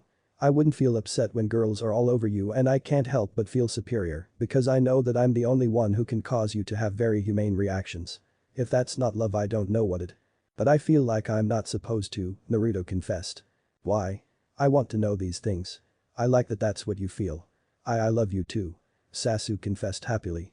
They smiled at each other and shared another kiss, not as heated as the one before, but it was full of love. Later that evening, Naruto entered the kitchen in hope of getting a quick snack undetected. He didn't feel like seeing either of his parents as of late. When he wasn't with Kakashi, Iruka, or Sasuke, he felt the presence of that dark cloud that's looming over him. Don't get him wrong, he loved his mom, it was just that sometimes when the love someone needs oh so desperately isn't given, like the kind Minato and Kushina haven't been giving much to Naruto, after some time has the opposite effect. The love that at one time sustains a child can emotionally and mentally kill them later on if denied. It becomes this twisted and horrid thing. Because they didn't publicly display affectionate actions towards Naruto, didn't compliment him or praise him, never spoke of their proudness of him, there is this barrier between them now. It's become worse over the years. Naruto hasn't told anyone this, but the neglect he's received from his parents has now caused him to develop a phobia of their touch. In fear that his own parents will one day act like the villagers, he cannot bear their touches. To him, being touched by either of his parents, no matter how small the touch, burns his skin. The other night when his mother caressed his face he had to fight against his instincts to flinch away. Her touch made his skin feel as if thousands of little insects were crawling under his flesh. It was an uncomfortable feeling. So when his mother appeared behind him as he was getting a plate, he wasn't able to stop a slight jump. As he looked into her green eyes he saw the worry and hurt in them. But he couldn't force himself to care. As the days continue, the less and less he finds himself caring for anyone that wasn't his godfather, Iruka, or his team. She asked him if he wanted her to make him something. He politely declined, but she insisted. Reluctantly, he nodded. She made him some of her homemade ramen and attempted to sit close to him, but Naruto sat the farthest possible and kept inching farther and farther from her. She asked simple and small questions, but Naruto knew she wanted to ask bigger ones. He briefly wondered what she wanted to know, then again he really didn't. Finishing his meal as quickly as possible, Naruto told his mother that he was too tired and would go to bed. Kushina asked if he would wait for his father, that there was something she wanted the three of them to talk about, but Naruto visibly stiffened and probably didn't mask his fear well enough, judging by his mother's instant want to hug him. He abruptly stood up and placed the chair between them and made the excuse that Jiraiya had trained him a bit and he was just too tired. That perhaps in the morning during or after breakfast. Not waiting for an answer, Naruto dashed upstairs, full intent of leaving the mansion before the sun or anyone else in it woke up. After Kushina made a round around the house and made sure everyone was asleep, she headed towards the master bedroom and waited for her husband. If she couldn't talk with both her husband and son, she would at least talk to Minato. Once the coast was clear, Sasuke sneaked into Naruto's room again and they slept in each other's arms for a few hours. Naruto's side hurt sometime around midnight. It was a minor pain compared to how it's felt before. He closed his eyes and concentrated. His father was back. He and his mother were in their bedroom. Sasuke was still in his bed and still asleep. Removing himself from the raven, Naruto changed quickly and quietly and jumped out the window. Cold sweat ran down his back as he tried to calm his stomach. Something wasn't right. Naruto walked aimlessly around the village for what seemed hours. There was a disturbance in the air that he just couldn't pinpoint. Naruto walked around trying to locate where it was coming from. It was unsettling, but apparently he was the only one who sensed it. If it was something normal, other ninja would be around looking around as well. He was sure it was this thing that's after him. Naruto looked up at the sky, it was still dark. Sunrise was still far off, maybe he was just paranoid. Crack. Naruto stared under his feet as a giant fissure opened, making him jump away as to not fall in. That was no natural earthquake. It shook the entire village. There was a giant pulse of chakra coming from a certain direction. Naruto looked towards that direction and wasn't surprised it was where the battlefield was. Overhead, messenger birds were soaring around alerting ninja to gather. Naruto broke off into a run towards the summoning location. He used Kyuubi's chakra to get there before anyone else. This was it. Either he dies here or he lives and leaves Konoha afterwards. Chapter 5. Naruto arrived at the battlefield and looked around the area. This was where the Kyuubi attack had taken place more than a decade ago. It was almost poetic in a sense. This was the point of when Kyuubi arrived, and depending on the outcome of this battle, it will also be the departure of him and his vessel. Overhead, messenger birds were still soaring around summoning and gathering ninja all over the city. No doubt seeing his father first for orders. Naruto took one last look around the area and made sure he was the only one there. And he was. It was eerie quiet. The buildings surrounding the area were all deserted and abandoned, no one to take care of them because they held horrible memories that people wished would decompose just like the buildings themselves. The arena for the battle was in a giant square shape. Each side of the square was a good 3 miles long and as high as the sky. Naruto hoped that it would be enough for him to fight the monster without backing himself into a corner. A violent shiver went up Naruto's spine and then the atmosphere changed. The air seemed to grow thicker, making it harder to breathe and even move well for a normal person. Naruto being coated with Kyuubi's chakra doesn't have that problem, but he assumed that any other human would find it difficult. Horribly dark lightning clouds loomed overhead suddenly, but there wasn't any lightning in the sky. No, the lightning was in the air. Every now and then a spark of lightning would zoom by. Naruto was used to this was power. Power that no human would ever imagine or be able to sense. The night grew colder and the ground was frosted by light ice as the presence of that demon Naruto sensed before came closer. And with each step the bruise on Naruto's side hurt a whole another level. So you finally decide to show me your face. Naruto demanded into the fog across the other side of the battlefield. IQQ, the demon gave a horrible sinister laugh, not yet its voice was ancient and raspy. We have many things to discuss, but only if and when you defeat Naruto could almost hear the smirk in his voice, my pet. Careful kid. It's time. And just about time humans will arrive here in about 2 minutes, Kyuubi informed Naruto. Right, let's do this then, Naruto said. IQQQQ, the demon laughter boomed through the air and lightning sparked wildly at its sound. There was another quake, though bigger than the one before. After it subsided a single giant lightning bolt clashed into the ground and it lasted for about 30 seconds. That lightning bolt opened up a vortex-like whirlpool on the ground, black and red, with white and violet lightning bolts mixing in there. A tall shadow figure began to rise from there. The demon that he was meant to fight finally crawled out of the vortex and was standing on all fours. It was giant, a good 2 stories tall and wide as one of the surrounding buildings. It was black from head to tails. His arms and legs were bulky with muscles, but it thins out going into his stomach, almost skeleton-like. It didn't have fur, it looked more like leather. It was dripping blood, and Naruto guessed not its own. A strong stench of iron and copper filled his nose from the almost ink-black liquid that was dripping to the ground. Shadowy thin tails whipped all around it, lashing and wanting to destroy everything they got close to. Its eyes were pitch black, but fire surrounded them, its fangs were so bright that they contrasted to its darkness, and Naruto could see the pure wildness and primal instincts of this demon. It drooled and clawed the ground in impatience, wanting to tear something to shreds. This demon, the dumb demon that was all brawn and no brain that he was supposed to fight, it was a nightmare from hell. The audience has arrived. I hope to see you again, Kid Kyuubi, I really do, and with that the demon was gone, Naruto knew, since his side didn't hurt anymore. Naruto looked behind him to see his father and other ninjas stand there, a few blocks out of the arena.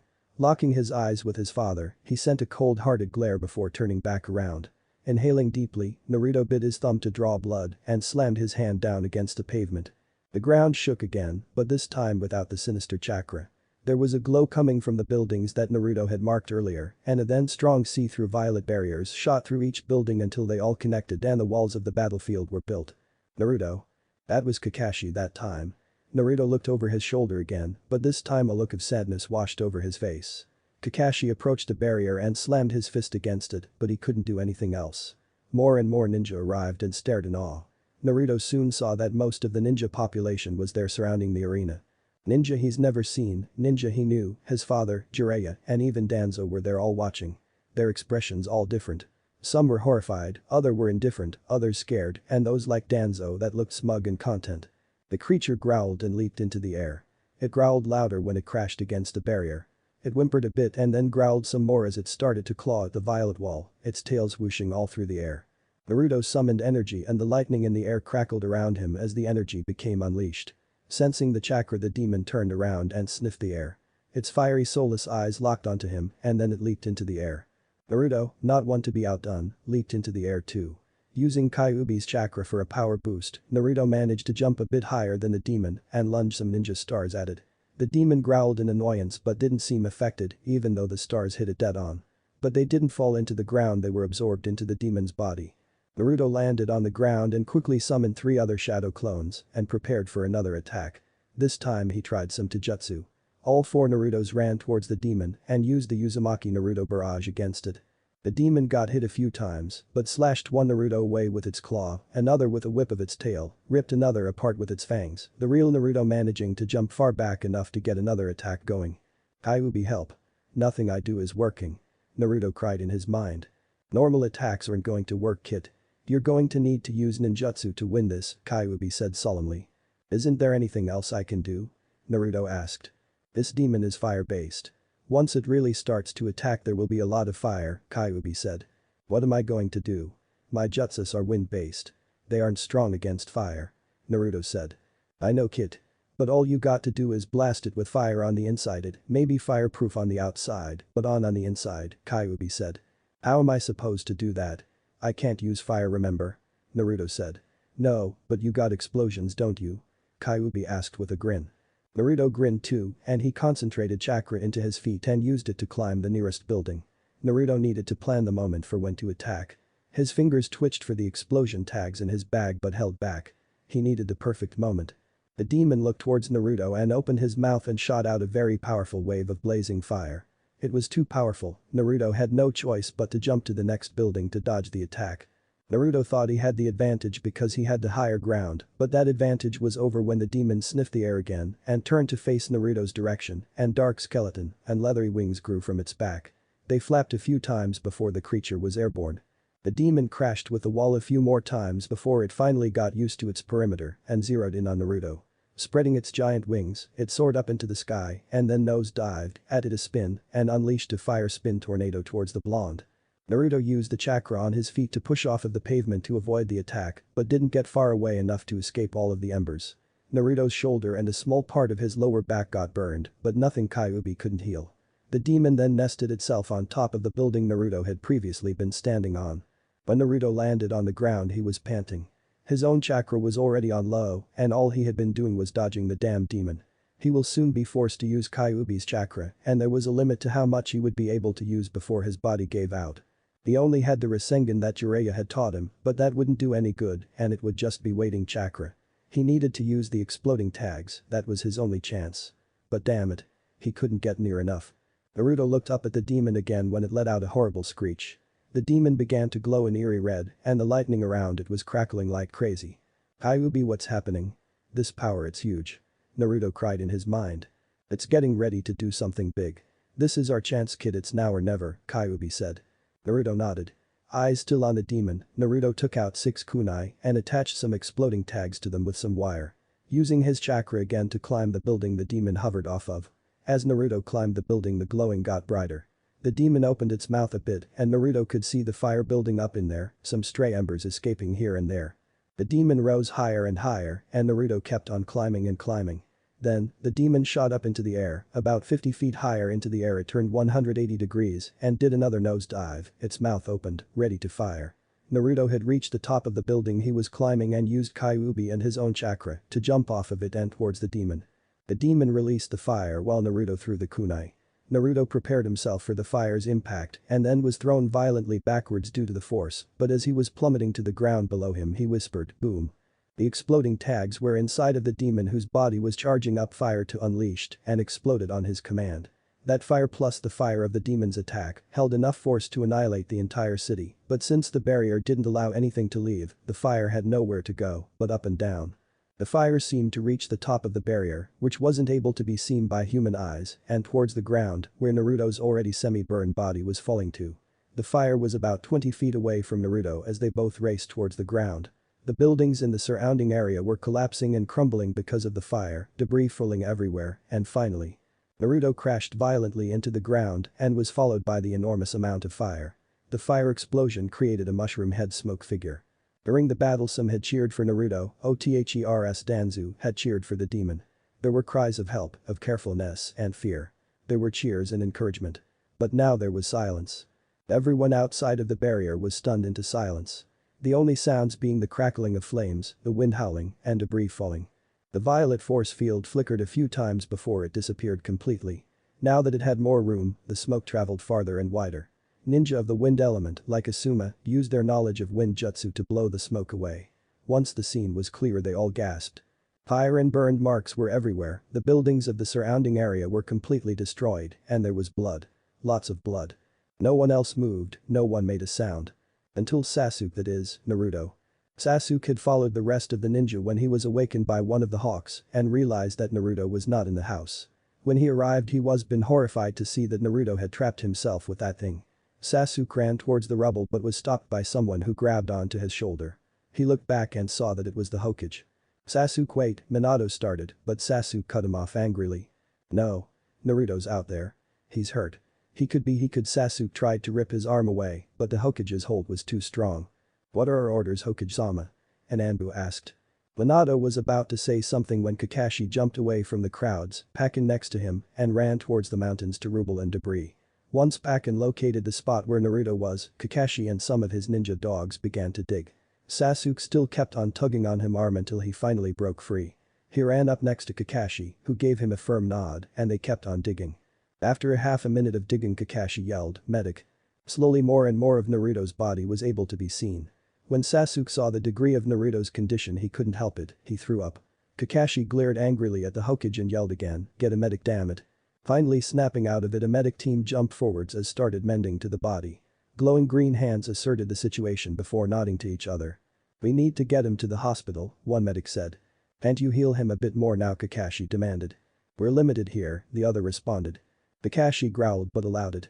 Naruto was completely knocked out. The only thing keeping him from tearing anything or anyone apart was the fact that Naruto still had a pulse. It was so very slow, but it was still there, and right now more than ever, Naruto needed him. As Naruto's body was carried away, the first beams of dawn broke through the day. Though no one was happy about it. Kakashi disappeared with the medic ninja, with Sasuke following right behind them, Jiraiya as well. Minato let out a shaky breath as he turned to look at his ninja, only to realize that it wasn't just his ninja. A good part of the civilian population was there to witness the horrifying event. One of them happened to be his terrified and teary-eyed wife. He walked up to her slowly, opened his mouth to say something, but nothing came out. He looked up towards the sky and then in the direction of the city. He walked silently past his wife and made his way to his office. Chapter 6. Sakura burst through the hospital doors and ran up to the desk and demanded to know where Naruto was. The receptionist had been talking to other people at the time, but Sakura moved them away and demanded once more.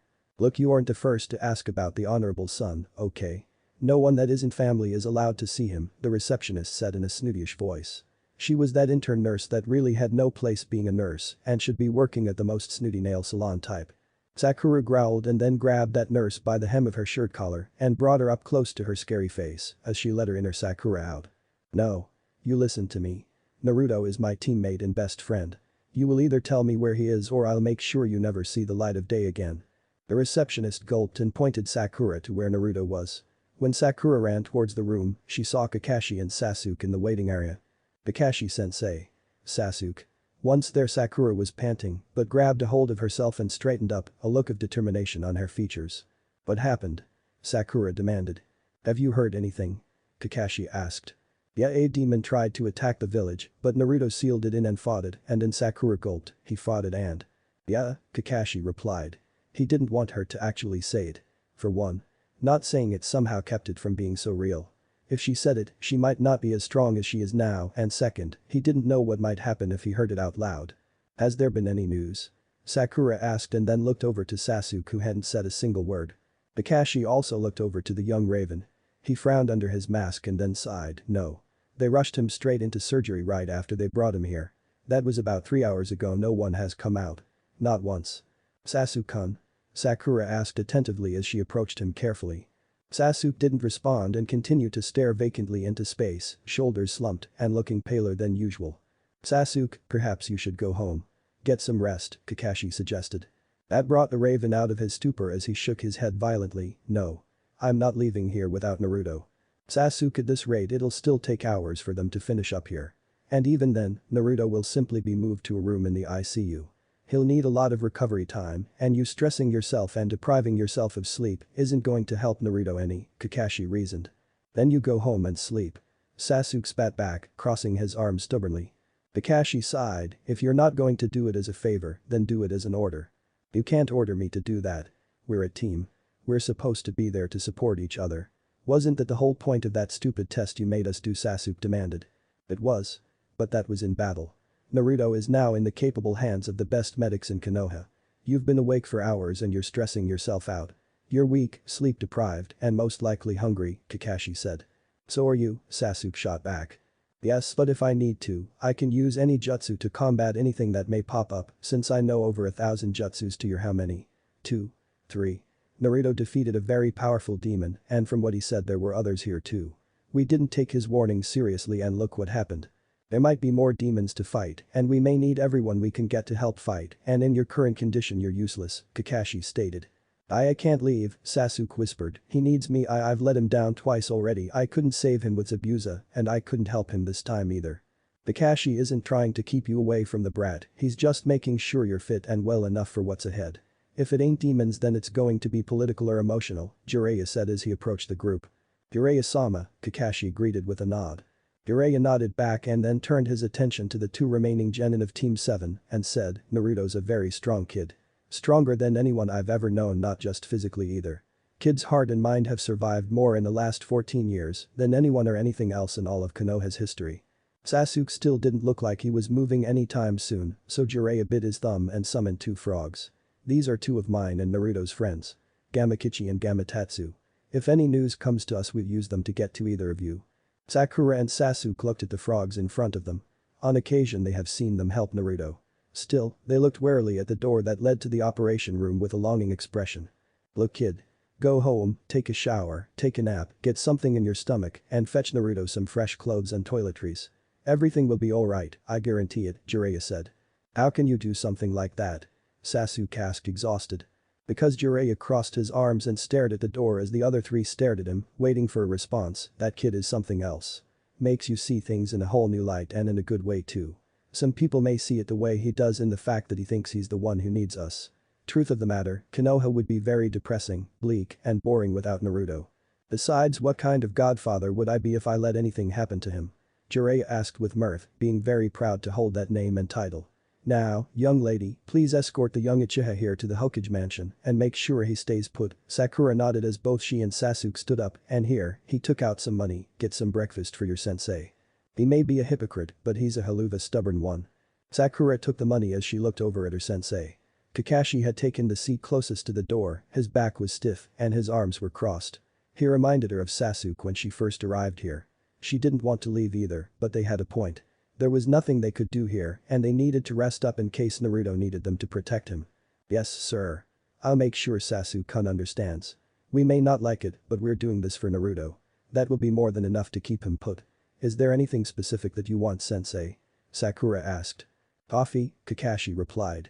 Kakashi, despite public belief is very emotional, Jiraiya said, trying to lighten the mood, get him his coffee, but also some miso ramen from Ichiraku. Extra Naruto, those are the little swirly fish cakes. As the two of them left, Jiraiya took a seat across from Kakashi and asked solemnly, how are you holding up? What should I say? I'm not fine, but there's hope, so I guess I'm not the worst. Just Kakashi stopped to think of a word. Worried? Jiraiya offered. Yeah, just multiply that by 1,000,000 and I think you'd hit the bullseye, Kakashi huffed out. Well, I'm telling you not to worry, Jiraiya said. I can't do that, Naruto's in there. If we would have listened to him, God, not even that. If I'd just followed him like I'd wanted to. Stalking him, Kakashi. Didn't take you as a cradle robber, Jiraiya stated. I'm not. But Naruto was acting off lately, Kakashi said. Yeah, I noticed that too. I felt something very wrong about the last couple of days, but I just put it off because of the trial. I should made him tell me what was wrong, Jiraiya sighed. Kakashi didn't reply but moved position. Resting his elbows on his knees while burying his face in his hands. It's just like with Obito, isn't it? Jiraiya asked quietly. Kakashi didn't move from his position and meekly replied, yeah, crushed by rocks, to the point that he was almost unrecognizable. When the smoke cleared, there was only one thought in my mind, not again. Please, not again. Not Naruto. I had already lost someone dear to me like that. Having it happen again in Konoha, no less. We can't lose him, he has help. He has people that care for him, he can't die. He's not, Jiraiya said confidently. You sound so sure, Kakashi said as he rose and leaned his back against the wall to look at the toad sage. I am, Jiraiya replied, and Kakashi raised an eyebrow. Suddenly a toad summoned appeared, neither of the previous ones that had disappeared when the kids left. She's almost here, Jiraiya-sama. About a half day, faster since she's in a hurry. And with that the toad was gone.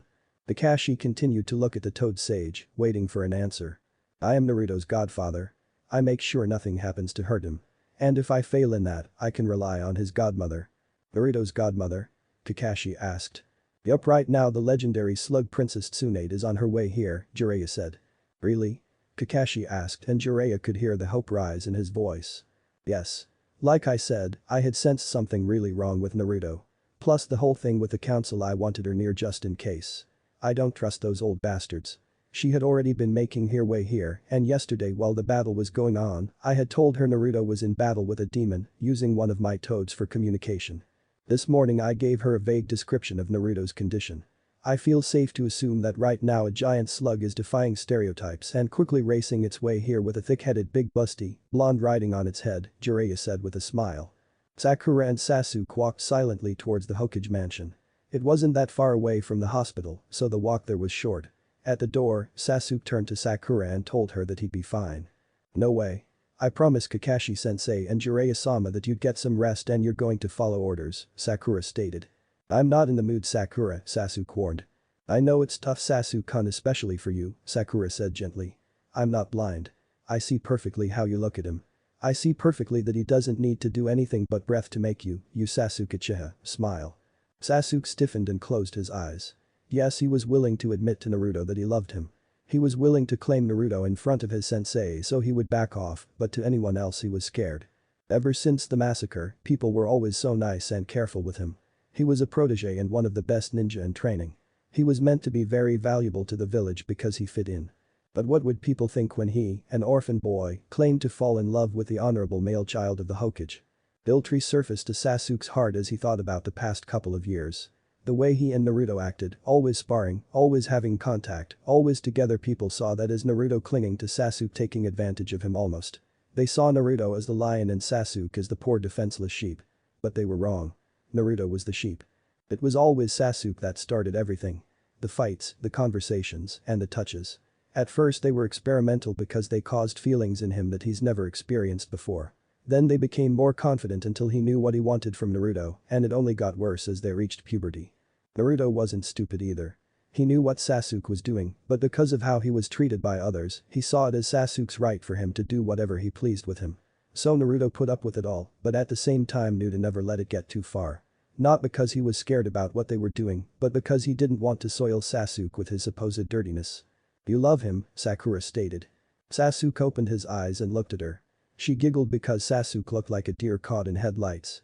It's alright, Sasuke-kun. I love him too, Sakura said, and Sasuke frowned at that. He didn't like when other people said they loved Naruto. They didn't deserve his love. But I know it's not the same. Sasuke gave her a confused look. Naruto is really cute with his blonde hair and dreamy blue eyes. Not to mention that with his training he has one hot body. Sakura. Sasuke cried. Haha, sorry, got lost in a fangirl daydream. What I was saying is that I know that while me and Kakashi-sensei both love Naruto. I wish you'd stop saying that, Sasuke grumbled. I know that you're in love with him, Sakura finished. And what, you're not going to freak? Sasuke asked cautiously. Maybe a long time ago but not now. I had to deal with a lot of things, but if it makes Naruto happy then you have my blessings, Sakura said as they sat in the kitchen of the Hokage mansion. Sakura taking out the ingredients to make some tea. But if you hurt him you are dead, you hear me, Acha? Sasuke nodded, a bit freaked out, and Sakura smiled. Good. Now go shower and I'll make you some breakfast. Then you can nap while I fetch sensei some food. I'm not napping. Once I shower and eat, I'm going right back to the hospital, Sasuke said. Sasuke-kun, Sakura warned. No. I need to be there. You now know, Sakura. I love him. I'm in love with him. Not knowing if he'll be alright is killing me. I know I can't do anything while I'm there, but at least I'm as close as I can be. Sasuke yelled, which shocked the strawberry blonde, for never had she heard Sasuke yell like that. Sakura sighed. What if you bring your sleeping bag? Camp out in front of the surgery door. Sasuke replied and headed upstairs. Boy, Sakura sighed once more and did fast work to make Sasuke some eggs and bacon with some toast. Once Sasuke was finished they stopped by Ichiraku's for their sensei's food. They were stopped by the shop owner and his daughter who wanted to know if Naruto was alright. It appeared that the word has traveled fast. He's still in surgery. There's been no word, Sakura replied. She and Sasuke both knew that while a big part of the village's population had been awful to their blonde, the people at Ichiraku's weren't. They treated Naruto with care and respect, and not just for being the Hokage's son. No, they liked him just for being Naruto. How horrible. But if he is still in surgery then who is this for? Am asked. It's for our sensei, Sakura replied. The old man nodded and wrapped up the ramen order and handed it to Sakura. The pincat handed the food to Sasuke as she reached for the money when the old man raised his hand in a stopping gesture. It's on the house. You sure? Sakura asked. Positive. How long do you suppose Naruto will be in surgery? The old man asked. He's been there since the battle, Sasuke responded that time. I see, we'll stop by to see if there are any improvements once closing time comes around. Hopefully he'll be resting comfortably by then. We'll take some of his favorite, the old man said with a smile. That's very nice of you. Thank you. Naruto will appreciate it. Sakura said with a bow. Sasuke bowed too. They were walking again when Sakura remembered that Kakashi also wanted coffee. While they waited for the coffee, something came to Sakura's mind. Sasuke-kun? Are you and Naruto going to go public? Sakura asked quietly. Sasuke froze and then let out a breath. I want to. You do? Sakura squealed. Sasuke blushed. Well yeah, I want people to know that he's mine. Sakura squealed again and said, "Aw. That is so cute." Sasuke turned away blushing and asked, "Would you ask?" Snapping out of her fangirl mode, Sasuke sobered up and said solemnly, "Well, I was wondering what you were going to tell Hokage-sama and his wife. I mean, you both are like their children in a sense, plus you've lived together since you were 8. Wait. Have you and Naruto done anything?" Sasuke blushed heavily. "We've kissed." "Just kissed?" Sakura demanded. "Yeah," Sasuke replied. "Like how?" Sakura asked. "What do you mean how? How many ways are there to kiss?" Sasuke demanded in a low voice, remembering that he was in a public place and this was not how he wanted people to find out. "Well, there's the more innocent peck kisses. There's the more intimate ones that last longer. You know, the ones that use tongue and stuff," Sakura said. Sasuke's blush was on full blast. "Oh. You're embarrassed. That means you've done some naughty stuff with the honorable son. My god, that is so kinky." Sakura squealed. "Will you keep it down?" Sasuke hissed as he covered her mouth with his hand. "And that is not kinky though." Sasuke could feel the drool forming in his mouth when he thought of that other night when Naruto completely took over the kiss he started. Wow, that was amazing. And hot. Of course it is. You're the bad boy heartthrob taking advantage of the sweet, innocent, naive, inexperienced honorable son who hasn't been exposed to love ever. That's like a vampire deflowering a nun or an angel." Sakura explained. Something in Sasuke snapped. "I didn't take advantage of him. I got some attention of a few people, but it was early and no one seemed to really pay attention." Sakura, however, frowned. "Excuse me, miss. Your order is ready," the clerk said. "Thank you." Sakura accepted the coffee and grabbed Sasuke's hand and dragged him out of the place. "Sasuke?" Sakura asked. Sasuke looked away. "Sasuke, I know you don't like talking that much, especially with things like these. But I can help. But only if you tell me," Sakura said. Sighing, Sasuke said, Naruto has very little self-esteem. It may not seem like it, but it's true. I think he actually believes some of the bull the villagers say. He just wants to be accepted. He follows orders and does favors. And sometimes I can't help it. I look at him and something in me snaps. I want him, and when I make a move he just accepts it." "Sasuke-kun. It's worse than we thought." Sakura. "All this neglect Naruto suffered right now, he lets me touch him however I want." At Sakura's face, Sasuke replied, "Not like that, pervert. Sorry. Anyway, the only contact Naruto is used to is the violent kind. Sparring and training. Otherwise I doubt he has any physical contact unless the rare hugs from Iruka-sensei. Then there's Kakashi, the bastard. But when I first wanted to touch Naruto in a more intimate way, like a hug or a caress, he would flinch away. Almost as if he was expecting pain or something, and I hated that. But he never said anything. When I would touch him, just holding his hand, he would squint his eyes or try to get away. So sometimes I feel like I am taking advantage of him. It's like you said, I'm the one who's accepted by society and the one everyone loves. Saying no to me is like against the law or something. Naruto could hate being touched by me but is too scared to say anything. I'm like a pedophile." "Sasuke, you're only 3 months older than him. I don't think that counts. And besides, even if Naruto does try to fall into society's orders, you know as well as I do that he can't fight his nature when he feels something is wrong. And when something is wrong, he isn't going to stand for it. Besides, you're his best friend. The one who kept him company, and from being alone he loves you." Sakura said. "How do you know?" Sasuke asked as they reached the hospital. "Because," Sakura said plainly, "I'm a girl and we know everything." Sasuke frowned, so Sakura added, "When you turn around he looks at you with the same longing you look at him with." "Sensei. We got you your food." Sakura said happily as they arrived and saw their sensei in a similar position that they left him in. Kakashi looked at the two genin and then locked in on Sasuke. "I thought I ordered you to go get some sleep." Sasuke then removed his sleeping bag from behind him and said, "Sakura allowed this." Kakashi gave her a pointed stare. Sakura gulped and answered, "What can I say? He's a stubborn SOB." Jiraiya laughed at that while Sasuke frowned. "Fine, get some sleep, Sasuke." Sakura, you can go home for a while. If anything happens we'll contact you. And thank you for the food, it really hit the spot, Kakashi said. Both looked at the food they had brought barely a minute ago to see that it was now empty and the coffee finished. How? Sakura asked. Oh, now Sakura, be the good little student that actually listens to your old sensei, Kakashi said and waved her off.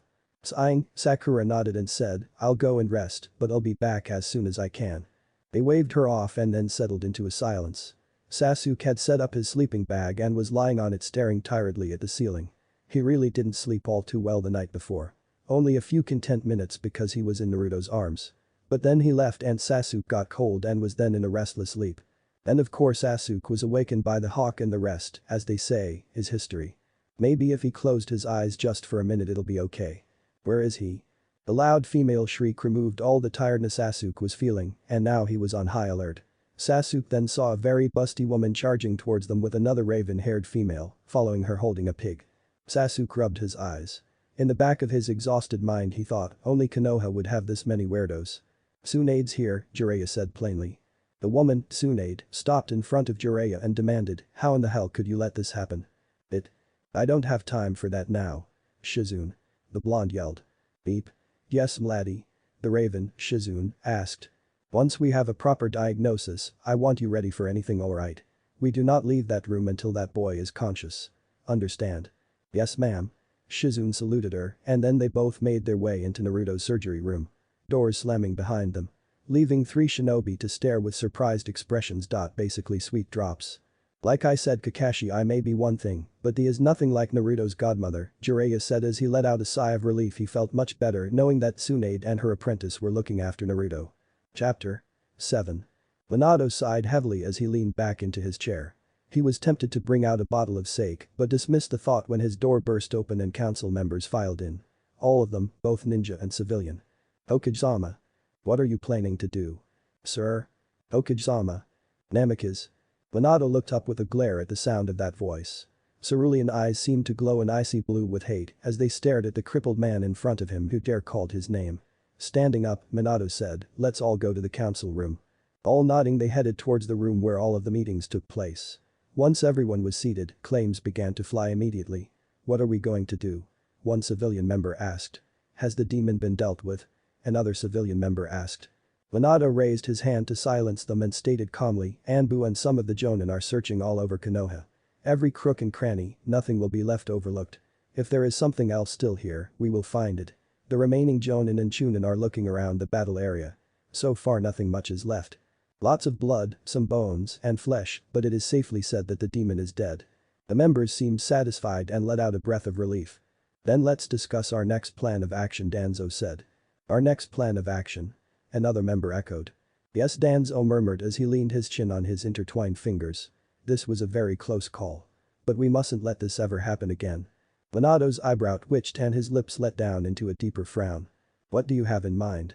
A ninja member asked. Simple, we imprison the Kyuubi vessel, Danzo stated.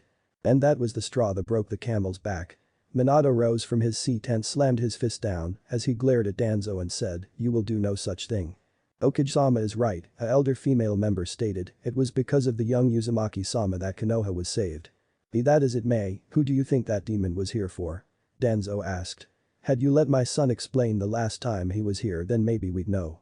But you didn't let him, Minato accused bitterly. And neither did you, Danzo replied back. That doesn't mean we should imprison the honorable son, the elder male member said. Agreed.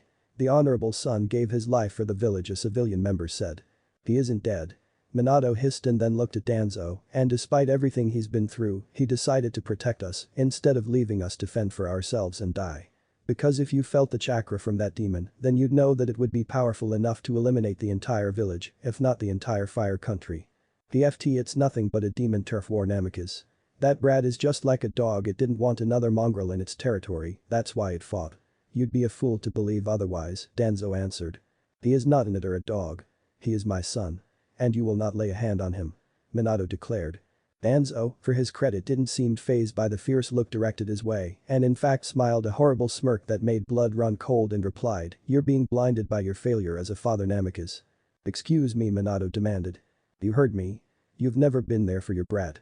You couldn't care less about him, until yesterday that is. Before, he was just a burden that you had to deal with. He never did anything in your eyes that made him worth defending until now. When he saved the village, which is your job. Since the third gave his life for the village and encaged a monster inside of that thing, it would be for the greater good to be on the safe side. Hence I nominate that we imprison the brat at once, Danzo said without a trace of mercy in his voice. He hasn't even recovered and you want to imprison your hero, Minato asked incredulously. He is not my hero. He is a threat and one which I will not stand for, Danzo replied. Then make sure you're comfortable in that seat of yours, Danzo, because as the Hokage my word has more power than yours and you will go nowhere near my son. Minato declared and stormed out of the room in fury. Sasuke had yet again been ordered to go home and rest. He was able to refuse his sensei and even the Toad Sage, but when Kushina arrived and asked him to rest, he had to oblige. She had been his mother figure since he was 8 and has cared for him since then. He had gone for about 4 hours before he finally gave in to his desires and ran back to the hospital. Still waiting was Kushina, Kakashi, Jiraiya and Sakura. They were all silent and he sat down without another word. It had been yet another stressful day without news on his blonde. But finally a silver lighting was seen through these darkened storm clouds. Tsunade emerged from the surgery room. She looked exhausted and sweaty as she leaned against the door that closed behind her. At once everyone was on their feet and holding their breaths looking at her waiting for answers. He's fine, Tsunade said with a small smile. And like that, a giant weight was lifted from all of their shoulders and their hearts. It was suddenly easier to breathe. All the tension that had been building up in Kakashi at the news that his student was going to pull through, he needed to sit down because he was overwhelmed from the good news. Sakura didn't understand why, but she felt a lump in her throat and started to cry. Naruto was alright, thank the heavens, she thought as tears of joy left her eyes. When can we see him? Sasuke asked. He's being moved to a room in the ICU. I know you all want to see him, but you can't stay long. A few minutes each, then you have to leave him to rest. He's asleep right now, I'm not sure when he'll wake up though. Kid's been through a lot, Tsunade said strictly. They all walked towards the room where Naruto was and when they reached it, there were mixed emotions. On one hand, they were relieved that he was alright. The sound of the beeping machine reassured them of that. On the other hand, it was devastating having to see Naruto like that. Hooked up to all those machines and wires. Covered in bandages and eyes closed. Kakashi and Sakura stayed a few minutes then left on Tsunade's orders. Kushina and Sasuke, being family, were allowed to stay with him though. You look old, Jiraiya said as he looked at Naruto through the glass walls of Blonde's room. He and Tsunade stood outside Naruto's room, eyes on Naruto but mind all over the place. And you look like crap, Tsunade replied in a bitter tone as she too looked at the younger blonde. Jiraiya crossed his arms and said, you know what I meant. You used a lot of your reserve chakra. I had to. This wasn't your average attack, Tsunade said. So is he really alright? Jiraiya asked as he stole a glance at his old teammate. Giving a stiff nod, Tsunade elaborated, once inside I had Shizune make sure that all of his veins and nerve systems weren't damaged while I checked all of the organs. Once I made sure all of the vitals were in order, I along with the other medics were moving around keeping him stable. But did you lose him? Jiraiya whispered. For a bit, yes. It was risky after that. A bit of touch and go, but we pulled him through. Once we were sure the heart wouldn't give up again, we proceeded to healing all of the wounds and burns. Kyuubi had began doing his damn job, thankfully. Once that was done, we gave him a blood transfusion to replace all of the blood he lost, Tsunade explained. So he'll be all good soon? Jiraiya asked. Mostly, Tsunade replied. Mostly? Jiraiya echoed. There was this one wound that's got me uncomfortable, Tsunade said as his eyes narrowed. Which one? Jiraiya asked as he squinted his eyes in attempt to look at Naruto's wounds better. There were these claw marks on the side of his body, Tsunade said. Claw marks? What's so special about claw marks? I'd imagine that'd be something easy for a regular medic to heal, let alone you, Jiraiya said. Normally yes. But these weren't done by a normal animal. At this point they resemble scars more than wounds, yet they're fresh. Tsunade said. I don't understand, Jiraiya admitted his confusion. How do you think I feel? Tsunade replied dryly, but what has me uncomfortable is that it's cold. What is? Jiraiya asked. The scar wounds. They're freezing to the touch, Tsunade shivered as she remembered what it felt like touching them. Jiraiya frowned as he looked at Tsunade. What does that mean? Nothing but what I'm saying. They are cold to the touch. I didn't understand why Kyuubi hadn't fixed it, so I tried to. And? Jiraiya coaxed. They burned, Tsunade said. Okay, now you're not making sense. First they're cold, now they're hot. Which is it? Jiraiya demanded. Don't talk to me like that, you old hermit. You're the demon expert here, not me. And I'm telling you exactly what happened in there. Touching those wounds made by a demon are cold, when I tried healing them they burned, they sizzled as vapor came out of them, and I felt the heat on my hands. It was like dropping an ice cube into a frying pan. Tsunade exclaimed. Jiraiya gave a tired sigh as he rubbed his eyes. What about his emotional state? The FT, that's the question of the century. I still think you should have taken him with you years ago, Tsunade said. I know, but I couldn't. You know who's out there, Jiraiya replied. Tsunade sighed as well. I guess you're right. Shitty thing that it's safer for him in here safe. That's laughable. But to answer your question, I'm really not that sure. I used a relaxing jutsu, mixed with some healing on his mind. The fact that he hasn't gone into a comatose state is a good sign. I can't be sure of anything until he awakened though. Jiraiya scowled and Tsunade looked at him carefully. What is happening, Jiraiya? Something is here, I felt it, and it wasn't that thing that Naruto fought, Jiraiya murmured. So there's another threat to Konoha? Tsunade asked. I don't think so, Jiraiya replied. Swallowing the lump in her throat, Tsunade asked, to Naruto then? Nodding, Jiraiya said, he's been feeling this thing for a while now. I'm not sure exactly how old that wound is, but I'm sure this demon did it. Why Naruto? It can't be because of the fox, right? Tsunade asked. No, if it were, then we'd see it being directed to Kyuubi. No, this is towards Naruto. I'll have to dig around and see what comes up, but whatever it is, I don't like it, Jiraiya said solemnly. Well, whatever this is isn't getting near Naruto again, Tsunade swore. Nodding in agreement, Jiraiya excused himself and left the hospital. Sasuke watched hypnotized as Naruto's chest rose and fell. It was all clear that he was live, and that was all Sasuke cared about. Kushina was weaving her hand through Naruto's hair gently, but even still, Sasuke had to bite his tongue as to not yell at her to stop touching him. He knew Naruto wouldn't like it. Sakura had been right. Naruto wasn't disgusted or pained by his touches, but he was the only exception. Even if it was his mother, where was she the first 24 hours? You love him, don't you, Sasuke? Kushina asked quietly. Sasuke, not expecting that, choked on his own breath and blushed deeply. You've always been there for my baby boy, even when me and Minato weren't, you never gave up on him. It's because of you, not us, that he's a nice, caring, humble, and loving boy. Kushina-sama, Sasuke whispered. I can see it all over your face. You've lost respect for me and Minato. I understand I don't have any more excuses for him or for myself. Yesterday I just couldn't enter the hospital. She sniffed a bit and Sasuke saw the tears forming in her eyes. I can't believe what a coward I've become. I escaped from Whirlpool because of the war and because I fell in love, and yet I couldn't even be there for my own son. After about a half hour of just standing there, I turned around and wandered aimlessly until I arrived at the temple. Once there I was greeted by the ninja monks. I asked a priest to pray for my son because I knew that my words no longer had meaning and I needed someone to ask God to heal my baby's heart. Tears rushed down her cheeks. He's so fragile, I should have never allowed him to become a ninja. I should have kept him inside and kept him away from all of the dangers and evil there are out there. He'll be okay, Sasuke said. I promise he will be. Minato stood before a window in the Hokage tower that overlooked the hospital. Eyes solemnly cast at the building. He stretched his chakra in an attempt to find Naruto, but was unable to.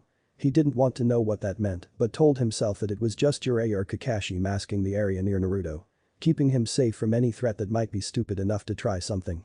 He let out a shaky breath and closed his eyes and tried to calm himself.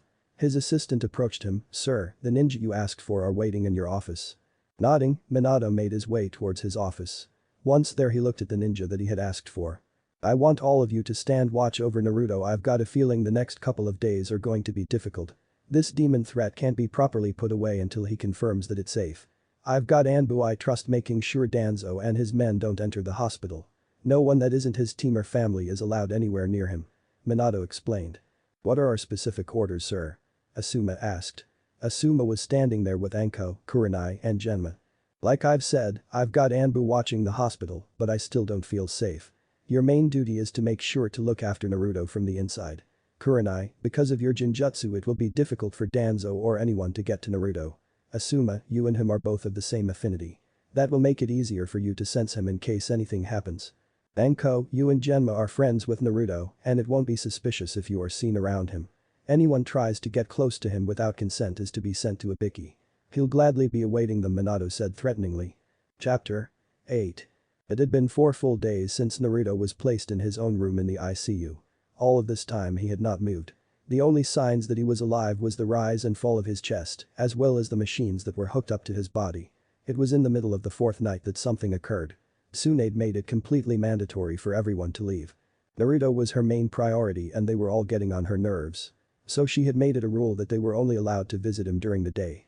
There had been a lot of fights, but in the end she had convinced them with saying that they were hindering Naruto's recovery. It wasn't a complete lie either.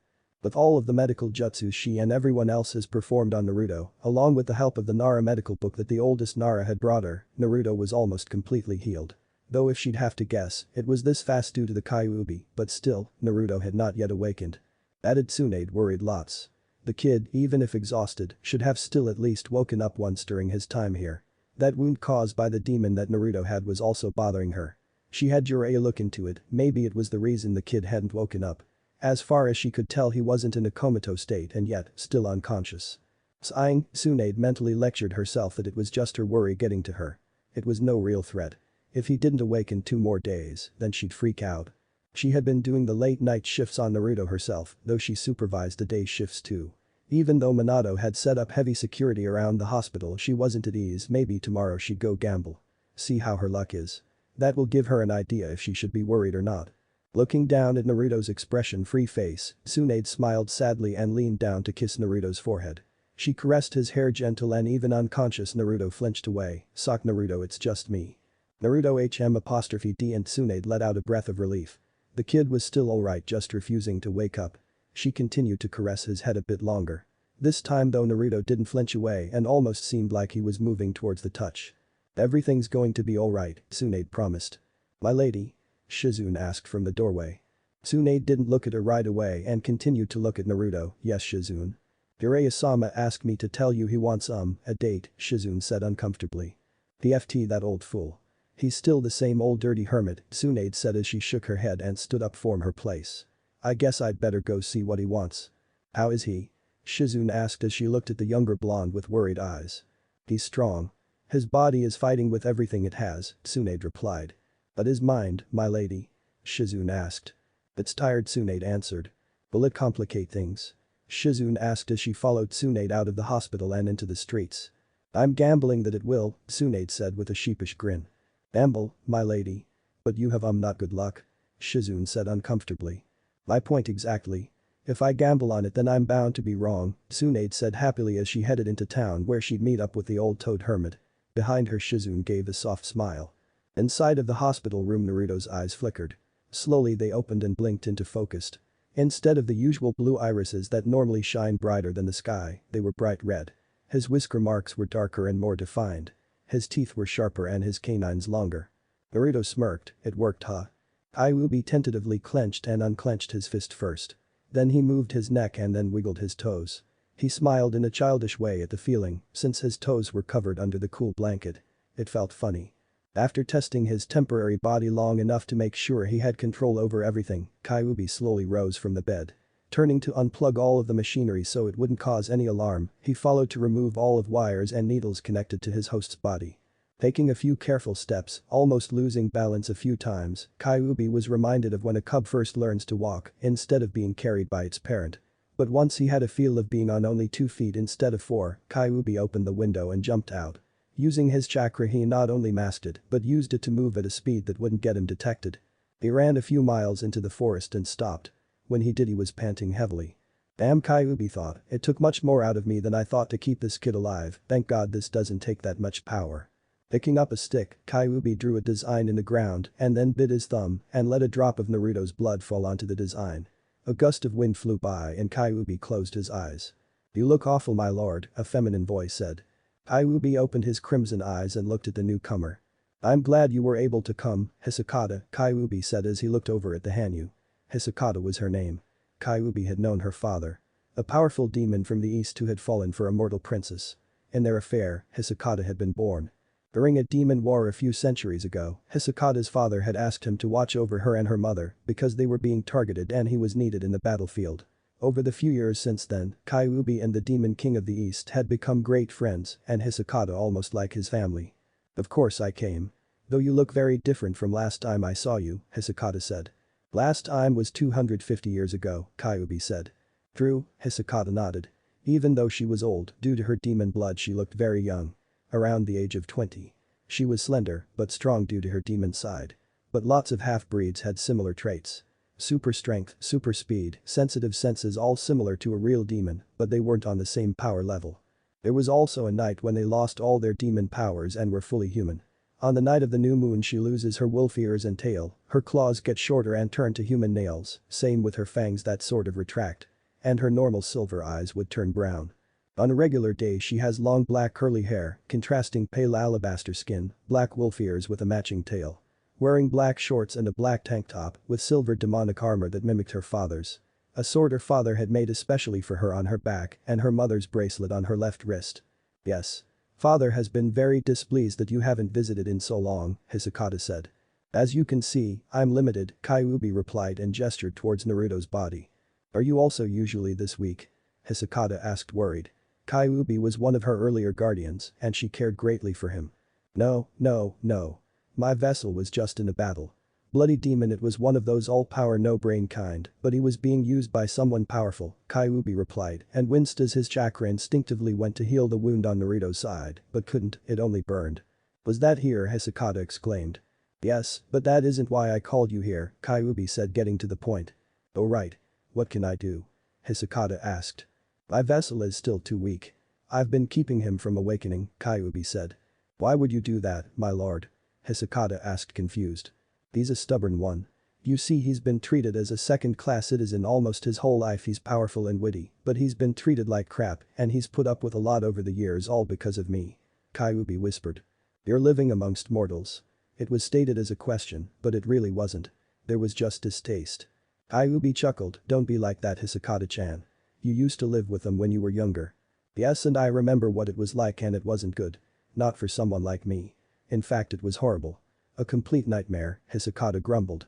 Kyuubi sighed, trust me, I understand completely. Anyway, my vessel is sick and tired of it all and is wishing to leave. Hisakata nodded in understanding and asked, what do I need to do to help? The way things are working out from all that I've gathered, his father and mother have suddenly taken a parental caring interest in their son they haven't really acknowledged as theirs. Along with other bullshit, so long story short, there'll be heavy security around him. Even if he tries to run away, he won't get far. And if he does somehow get away, they will automatically call him a rogue. They'll send Anbu after him. Kyuubi said solemnly. Hunter Nin, Hisakata murmured. Kill first, ask later, then.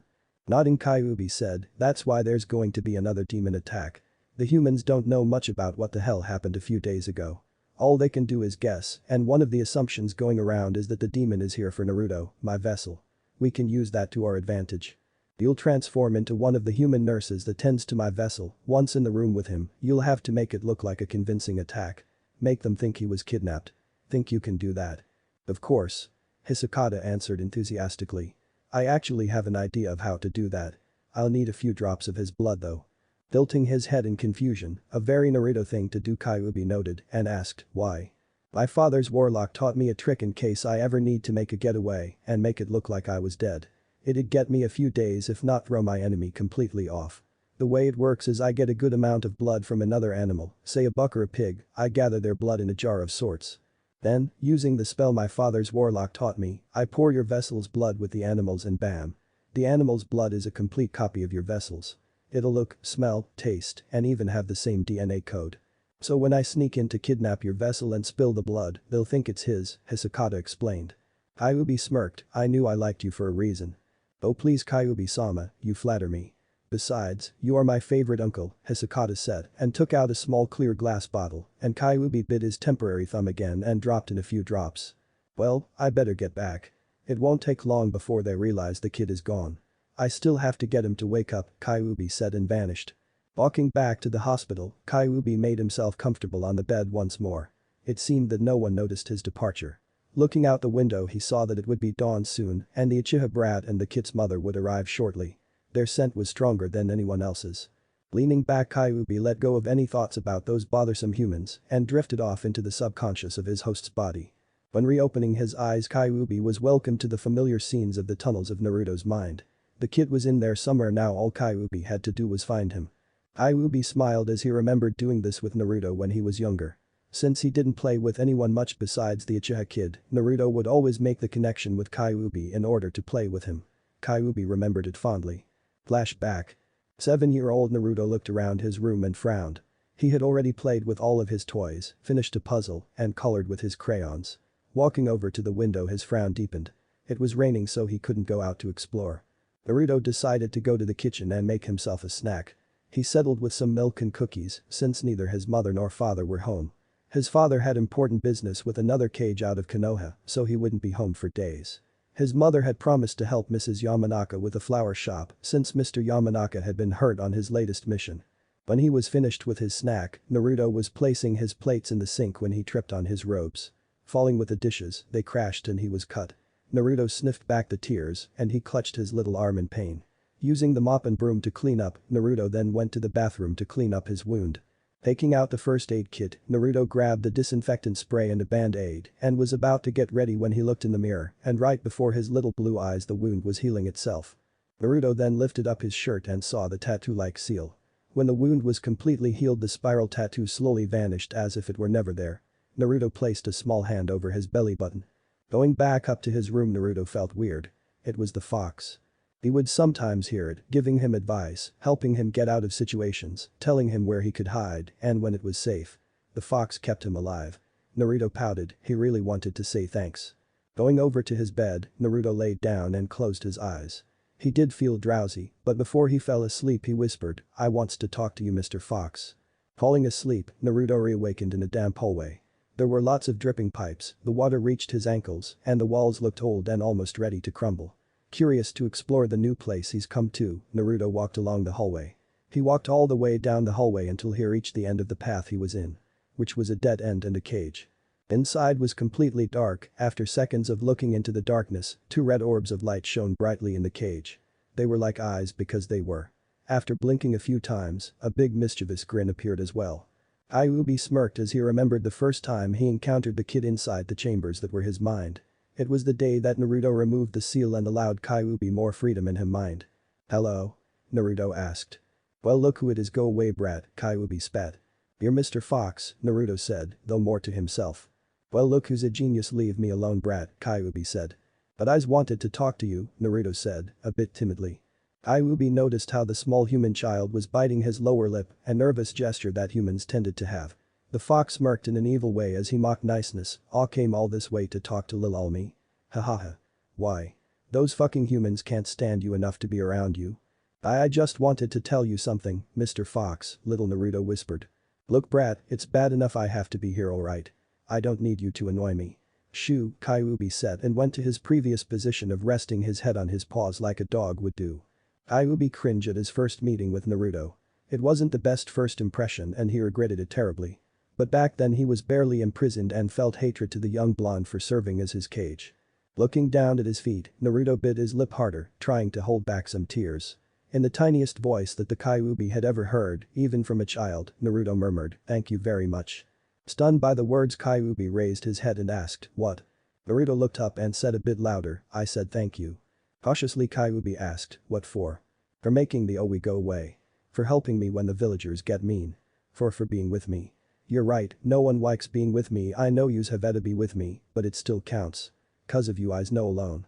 Naruto then smiled, and Kyuubi had to admit it did bright up the place, "Thanks." "The Kyuubi turned his head, if he could, he thinks he would be blushing, "You do realize I'm forced to be here, right?" "I knows. I sorry but I's still happy. I'm not alone and that makes me feel better," Naruto replied. "Is that all you came here for?" Kyuubi asked. Shrugging, Naruto replied, "I dunno. I guess." Looking at the seal, then at the kid, Kyuubi said, "Hey kid. Remove the seal on this cage. If you do I'll show you a surprise." "A surprise? For me?" Naruto asked cautiously. "Yeah," Kyuubi replied. Naruto looked at the piece of parchment on the lock of the cage. He then looked deeply into the darkness within the cage, as if looking for the Kyuubi. After a minute of looking into the cage, Naruto's little chubby fingers reached up and pulled at the parchment. It wasn't the size Naruto saw before, but it was the size of one of the full-grown Inuzuka dogs. "Mr. Fox," Naruto greeted. Kyuubi nodded to Naruto and said, "The name's Kyuubi." "Hello Kyuubi-san. I'm Naruto Uzumaki," Naruto bowed. "Trust me kid. I know who you are," Kyuubi replied and began walking down the hallway. Naruto jogged to catch up and asked, "So what's my surprise?" "It's up ahead," Kyuubi replied. Naruto nodded and walked silently next to Kyuubi. They made many turns and walked a great deal. All throughout they passed lots of doors. There were so many kinds. Some looked normal with only a doorknob. Others were made of steel and had a small glass window. Others were locked. And others were restrained with chains and had no doorknob at all. What's behind all these doors, Kyuubi-san? Naruto asked. Those are memories, kid. There are all types of memories here. Some are good. Others I've locked away. Locked away? Why? Naruto asked. Because they bothered me. Naruto nodded and they continued walking until they reached a door at the end of another hallway. It was plain dark blue. Naruto looked at Kyuubi, who nodded, and Naruto reached for the doorknob and turned it. Once inside it was pure white and bright. There was literally nothing. It felt really weird being there. Kyuubi stepped inside after him. Imagine your favorite place, kid, Kyuubi instructed. Naruto looked at him oddly but didn't argue. Closing his eyes, Naruto thought about his favorite place. He didn't know where to pick though. But then a thought came to him. Naruto pictured the place perfectly as the real place. He felt a light gust of wind, and when he opened his eyes, he was amazed to see that the place he had just imagined had appeared right before him. How? Naruto asked in wonder. This place and linked with your thoughts, as well as your imagination. Basically anything you wish is possible here, Kyuubi said as he examined the blonde's favorite location. They were in a forest it seemed. The grass was tall and wild, the trees surrounding the area were tall and provided a good amount of shade. A few feet away was a stream that looked refreshing and cool. The sun felt warm and the wind cool, just as Naruto remembered it to be. Birds sang in the distance as other animals scurried to and fro. Anything I want will appear? Naruto asked as he looked towards the fox with adoration. The fox nodded. Naruto closed his eye and again he felt the light gust of wind again. Kyuubi watched as two human forms appeared before them. The fox frowned. He recognized one of the two. It was one of the men that helped trap him.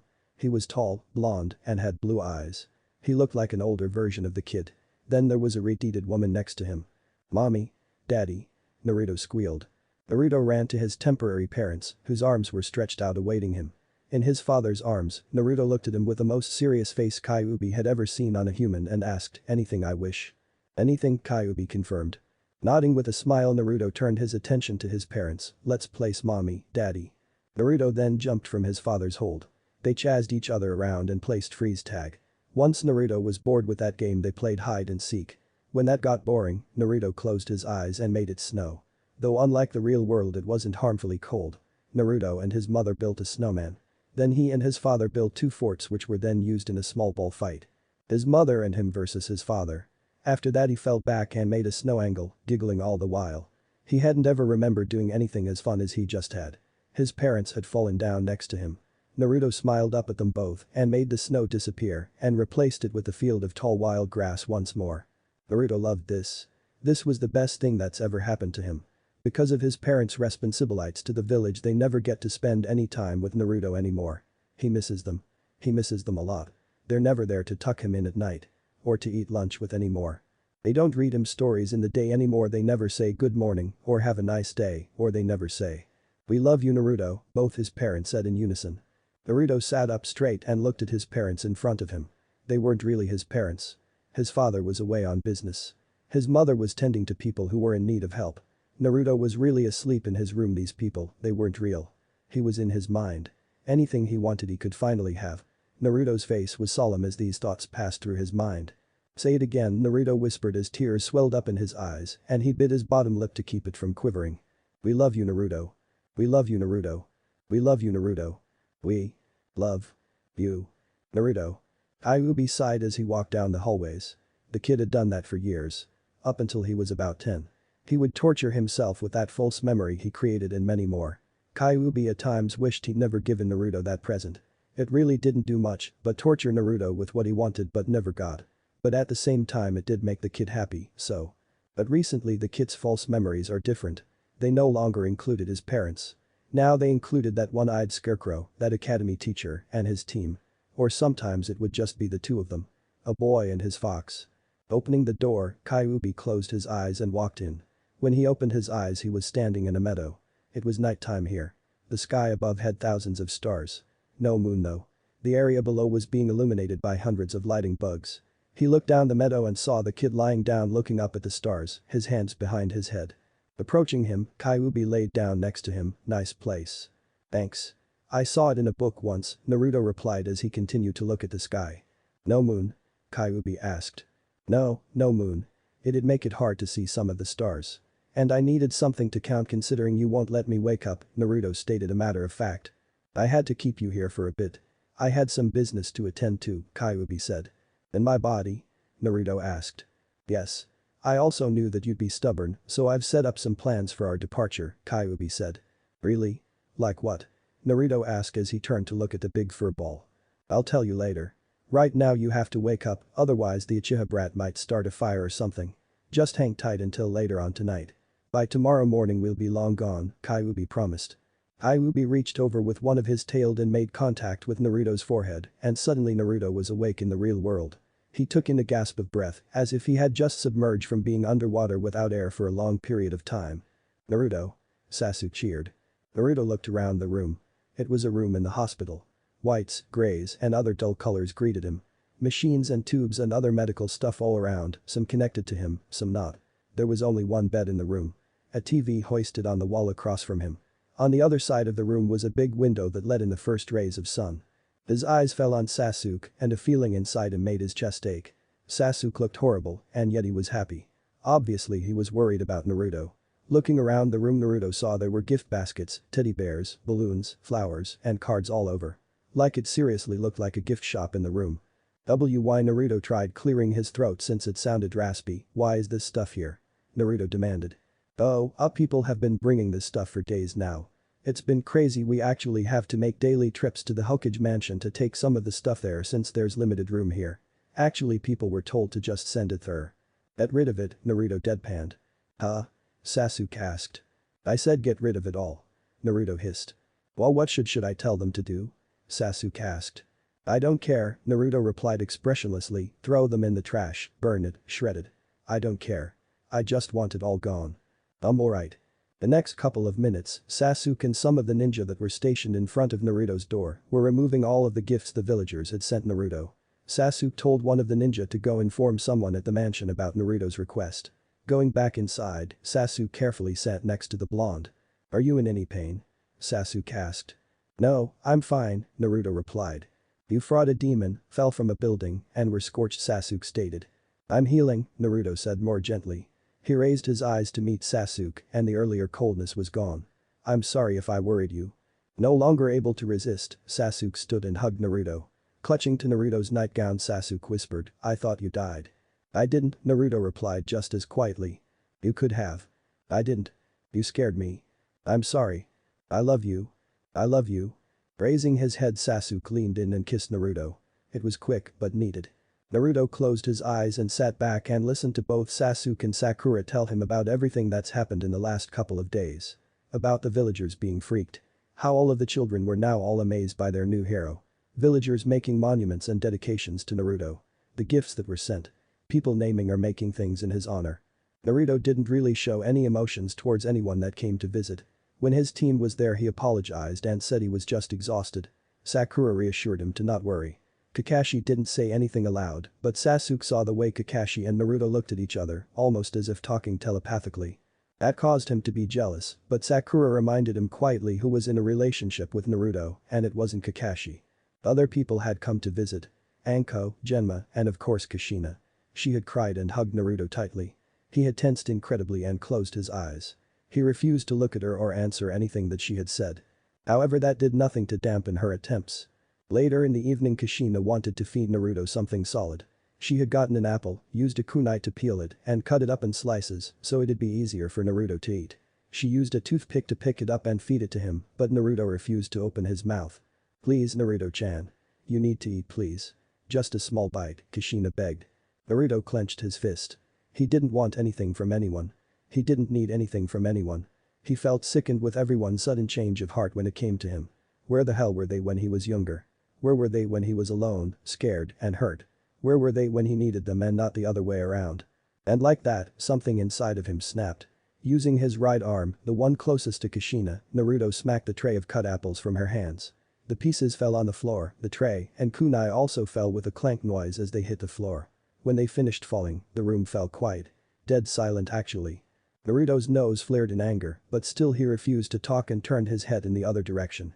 He heard Kushina gasp, her chair move back and the door open and close. Sasuke, who was the only other person in the room, immediately went over to Naruto's side and caressed his face. I don't want anyone's pity, Naruto whispered. Sasuke didn't say anything, but nodded and kissed Naruto's cheek in a kind gesture to calm him down. It was getting late as the sun began to set. Minato sat in his office and sighed. He opened his drawer and took out a bottle of sake. Taking a much-needed swing, Minato sighed again. He turned his head to the door when it opened and saw his tear-stricken wife. Fear washed over him and he was suddenly on his feet. Kushina, what he left it hang in the air. He's awake, she said simple as she approached his desk and sat in one of the chairs. Her voice was hollow and her stare blank. Letting out a breath of relief, Minato asked, how is he? As if she didn't hear him, she continued, he didn't say a word to me, he was angry. Heh. I never thought that was possible.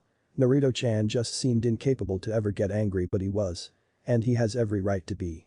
He told Sasuke to trash all of the gifts that were there, he didn't care who sent them, he wanted them burned, shredded, destroyed. I tried to feed him and you know what he did? He slapped the food off of my hands. It was like he was disgusted, Kushina whispered as she looked down and let the tears fall onto her lap. Kushina. Minato was at a loss. I don't understand, Kushina whispered. Understand what? Minato asked. How can you not care? Kushina demanded, looking up, fury in her emerald eyes. How can you say such things? Of course I care. He's my son. Minato claimed. Then why did you let them do those things to our baby? How can you always put him second to Sasuke? He's your son. Your heir. I love Naruto. Minato declared, unable to find anything else to say. Oh come on. For God's sake, Minato, it's almost been a week. A week of our baby being unconscious and on the verge of death. He wouldn't die. Minato yelled, he didn't understand why people kept saying that so easily. His son was a fierce warrior. He wouldn't die, he couldn't. But he could have. And in all of that time not once have you visited him. Not one freaking time. Why Minato, why? Kushina demanded. I couldn't. Minato yelled back. Couldn't or wouldn't? Kushina demanded. Couldn't. Minato gritted through his teeth, not without knowing he was alright. I don't deserve to be in his presence at the moment, I'd cause him more harm than I already have. Minato tried to blink back the tears and control his voice from breaking. I've tried on many occasions, but all I can do is stand in front of his door, I can make it to the point of opening the door, but then I see him. Unconscious, almost like if he were sleeping, then the memory of the demon attack flashes before my eyes, and I feel sick. I couldn't enter his room, not while knowing that I couldn't protect him. I'm scared, Minato, I can't lose him, Kushina whispered. She sought out words of reassurance and comfort, but Minato didn't have any. Once again Minato walked down the block from the Hokage Tower to the hospital. He climbed the needed amount of stairs and once again stood before the door that belonged to his only son's room. Taking a deep breath and closing his eyes, Minato opened the door and was prepared to enter when he opened his eyes and they widened in shock and fear. There was blood everywhere.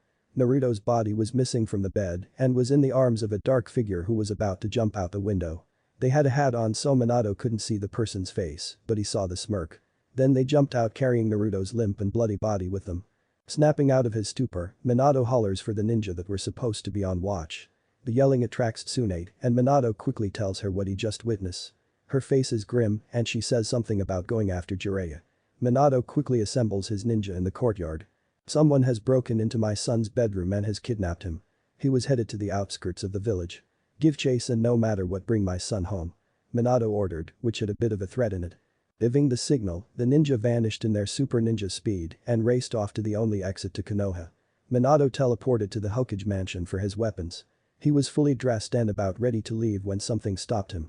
Kushina and Sasuke standing at the door. Sasuke's eyes were tear-filled and he mirrored the look of his wife. Then Sasuke asked in a broken voice, where's Naruto? Chapter 9. Minato stood in his place, frozen, as he stared at his wife and Sasuke. Fighting back a growl, as he didn't need this at the moment, he looked over his shoulder and out the window. Whoever had taken Naruto was getting farther and farther away. Sure, he had people chasing after them, but he needed to be there as well. He needed to make things up to Naruto. Making him understand that he loved him and that they could be a family with real love and affection. Minato knew that it wouldn't be easy to regain his son's trust if he even ever had it in the first place, but he could at least start out with saving him. Minato! Kushina yelled and snapped Minato out of his rambling thoughts. Frowning, Minato replied solemnly, he's been taken. Kushina gasped and covered her mouth with her hand as tears began to dwell in her eyes. Sasuke himself let out a gasp as he stared in disbelief at Minato. He voiced something in a small whisper that they were all thinking, how could you let that happen? Face hardening as different emotions washed through him, Minato squared his shoulders and put the remainder of his armor on and said evenly, I'm leaving now. Isakata stopped for a second and looked over her shoulder. With her supernatural speed she was a good deals away from her pursuers. She looked at the human she was holding. Naruto Uzumaki vessel to the Kyuubi no Kitsune. He was so young. A mere babe, even compared to her. Despite what that other human saw, she hadn't allowed him to be harmed in any way. She had been mindful of his wounds. Though most of them were healed except the one on his side. It had really bad energy to it. It would be the first thing she had the healers look at when they arrived at the palace. She had given him a sleeping potion to make the trip easier for him. The poor kid's been through enough as it was. As a half-breed, she had inherited many things from her father, but also from her mother. The reason her father had been attracted to her mother was that her mother was an empath. She could literally feel what other people were feeling with some sort of psychic energy she was born with. And the inner turmoil that the young blonde was dealing with was heart-wrenching. It would bring a full-flesh demon into the desire of weeping. Getting up and shaking her head, Hisakata picked up the blonde carefully again and began to run once more. She didn't need the humans too close to her tail.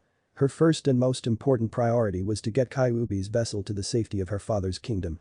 Once there she will seek the Kyuubi and ask for further instruction. Naruto blinked a few times before he finally opened his eyes.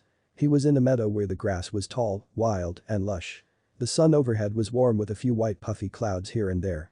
There was also a breeze that felt really refreshing against his skin. As he stood up, Naruto made a 360-degree turn and tried to find something. Anything. But there was nothing for miles. Just grass as far as the eye could see. And a clutch to Naruto's heart and his pulse increased. "Relax, kid. You're in your mind," Kyuubi said as he materialized next to the blonde. Naruto's body relaxed as he saw the overgrown fox. Kyuubi's animal fox form was huge compared to a real fox. Where a real fox would be the size of, well, a fox, Kyuubi preferred being the size of an overgrown wolf. "But not like other times, Naruto replied. "That's because usually you have a predestined place in mind. This time though, you just didn't have a say in the matter," Kyuubi explained. "What's going on?" Naruto asked as he sat back down. He was still uncomfortable with how lonesome this place was. So to add more to his location, he closed his eyes and immediately flowers, trees, bushes, and different types of animals began to appear. Kyuubi looked as a ferret scurried by and gruffed, "Cute. But to answer your question, kid, we're in the process of leaving. Though to make things easier for all the parties involved, it was just easier to knock you out for a while." "I think that's for me to decide," Naruto muttered defiantly. "Look kid, right now you're weak and as far as that stupid village of yours is concerned, there was another demon sighting and it's kidnapped you," Kyuubi said. "What?" Naruto demanded. "It was quite the bloody scene. Very convincing. From what I can tell there are some shinobi following us. This way though, you're not a rogue," Kyuubi said. Sighing, Naruto let himself fall on his back. He was silent for a very long time that it made the Kyuubi worried. "What's wrong?" "Nothing," Naruto sighed, "it's just that even though I've always dreamed of finally being away from that place, it just feels weird that it's finally happening. Plus I wish I could have said goodbye to a few people." "If you had, it would have been more difficult to leave," Kyuubi said. Naruto sighed again and said, "I guess you're right." Kyu.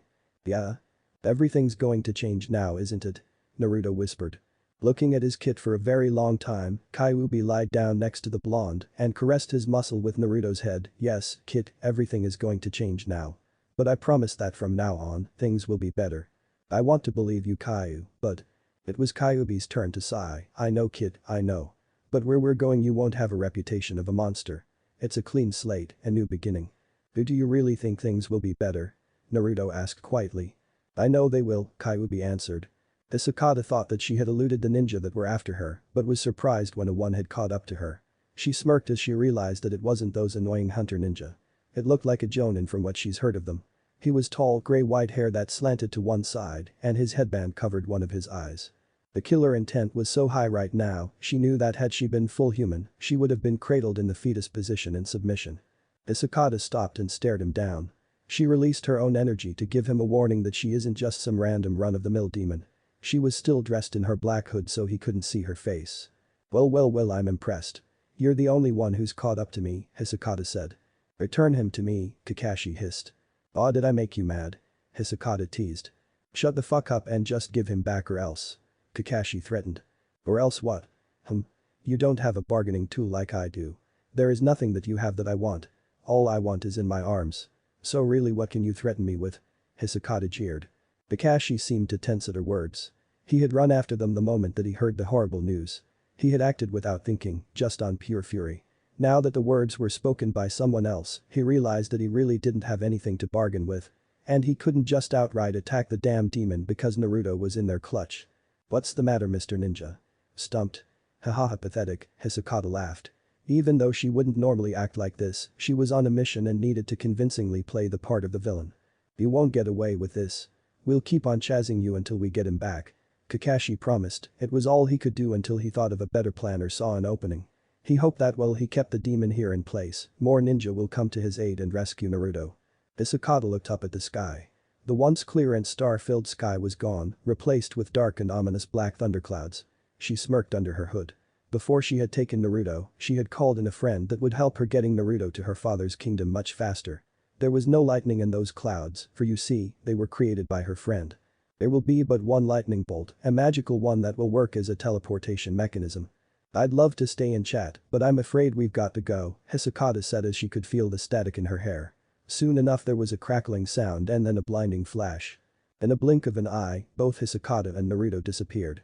Minato arrived a few minutes afterward with some other ninja with him to find Kakashi slumped against a tree, Pakin, and the rest of his pack there sniffing the grounds. The small pug came up to the Hokage when he noticed him and motioned to his master, the boy's upset, Hokage-sama. What happened, Pakin? Minato asked. He had been there when Kakashi had first gotten his dogs and had known them just as much as Kakashi himself. When the boy arrived, the demon who had taken your pup had been waiting here. Kakashi couldn't attack because Naruto was still in the line of fire. In a flash of lightning they disappeared. Their scent ends here. Pakin replied solemnly. Minato nodded and gave his ninja orders to continue to look around the area. Find anything that will lead them to his son. After that, he walked over to Kakashi. I failed, Kakashi whispered miserably. The mission isn't over, Kakashi, Minato said. They're gone, sensei. There is no trace of them to follow. It wasn't even a freaking human that took him, it was a demon. Kakashi yelled. Kakashi, despite what's happened, I am still your leader and your boss. You have to do as I say, and I say that my son still needs our help, Minato stated with authority. Kakashi didn't reply but slowly stood up. I won't stop looking for him, Kakashi whispered. Minato smiled a bit at that, but then frowned as Kakashi continued, but that doesn't mean we haven't failed him. Kakashi. He already found it hard to trust people, even the ones that were supposedly easiest to trust. Now that we've let him be taken like this, who knows how long it will take us to find a lead. By the time we find him again, if we find him, all of his faith will be lost, Kakashi said solemnly as he walked away from Minato. Minato stood there and watched as his old student walked away. Guilt clawing at his heart more than ever. He was feeling miserable after everything that's happened. And now he's disgusted with himself for figuring out that a lot of that hurt was self-pity.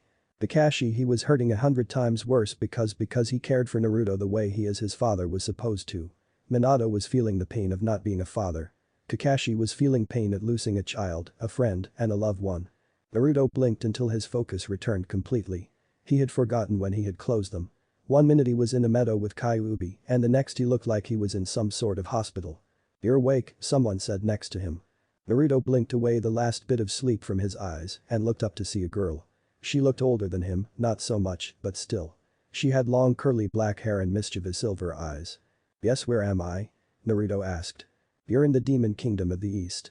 I'm Hisakata, the king's daughter and friend of Kyuubi, the girl, Hisakata replied. Demon Kingdom? Naruto echoed. Yup. Hisakata said happily as her eyes twinkled. And you're friends with Kyu? Naruto asked. Yes. He was friends with my father centuries ago and was there to help me when I was a mere infant, Hisakata replied. Wow, it's odd hearing good things about him for once, Naruto said while sitting up and was surprised that he wasn't in any pain. How long was I out? Well, the sleeping potion that I gave you was pretty strong, but because of the Kyuubi it only worked about halfway with you. So about 3 days. Hisakata answered. 3 days? Naruto gasped. He'd never been out that long. Yes, but don't be alarmed. In that time, the healers managed to fix everything from the fight with the demon, Hisakata said. Naruto looked down at himself and realized that she was right. Most of his wounds were gone, all except the one at his side. Yes, that one was unable to be healed.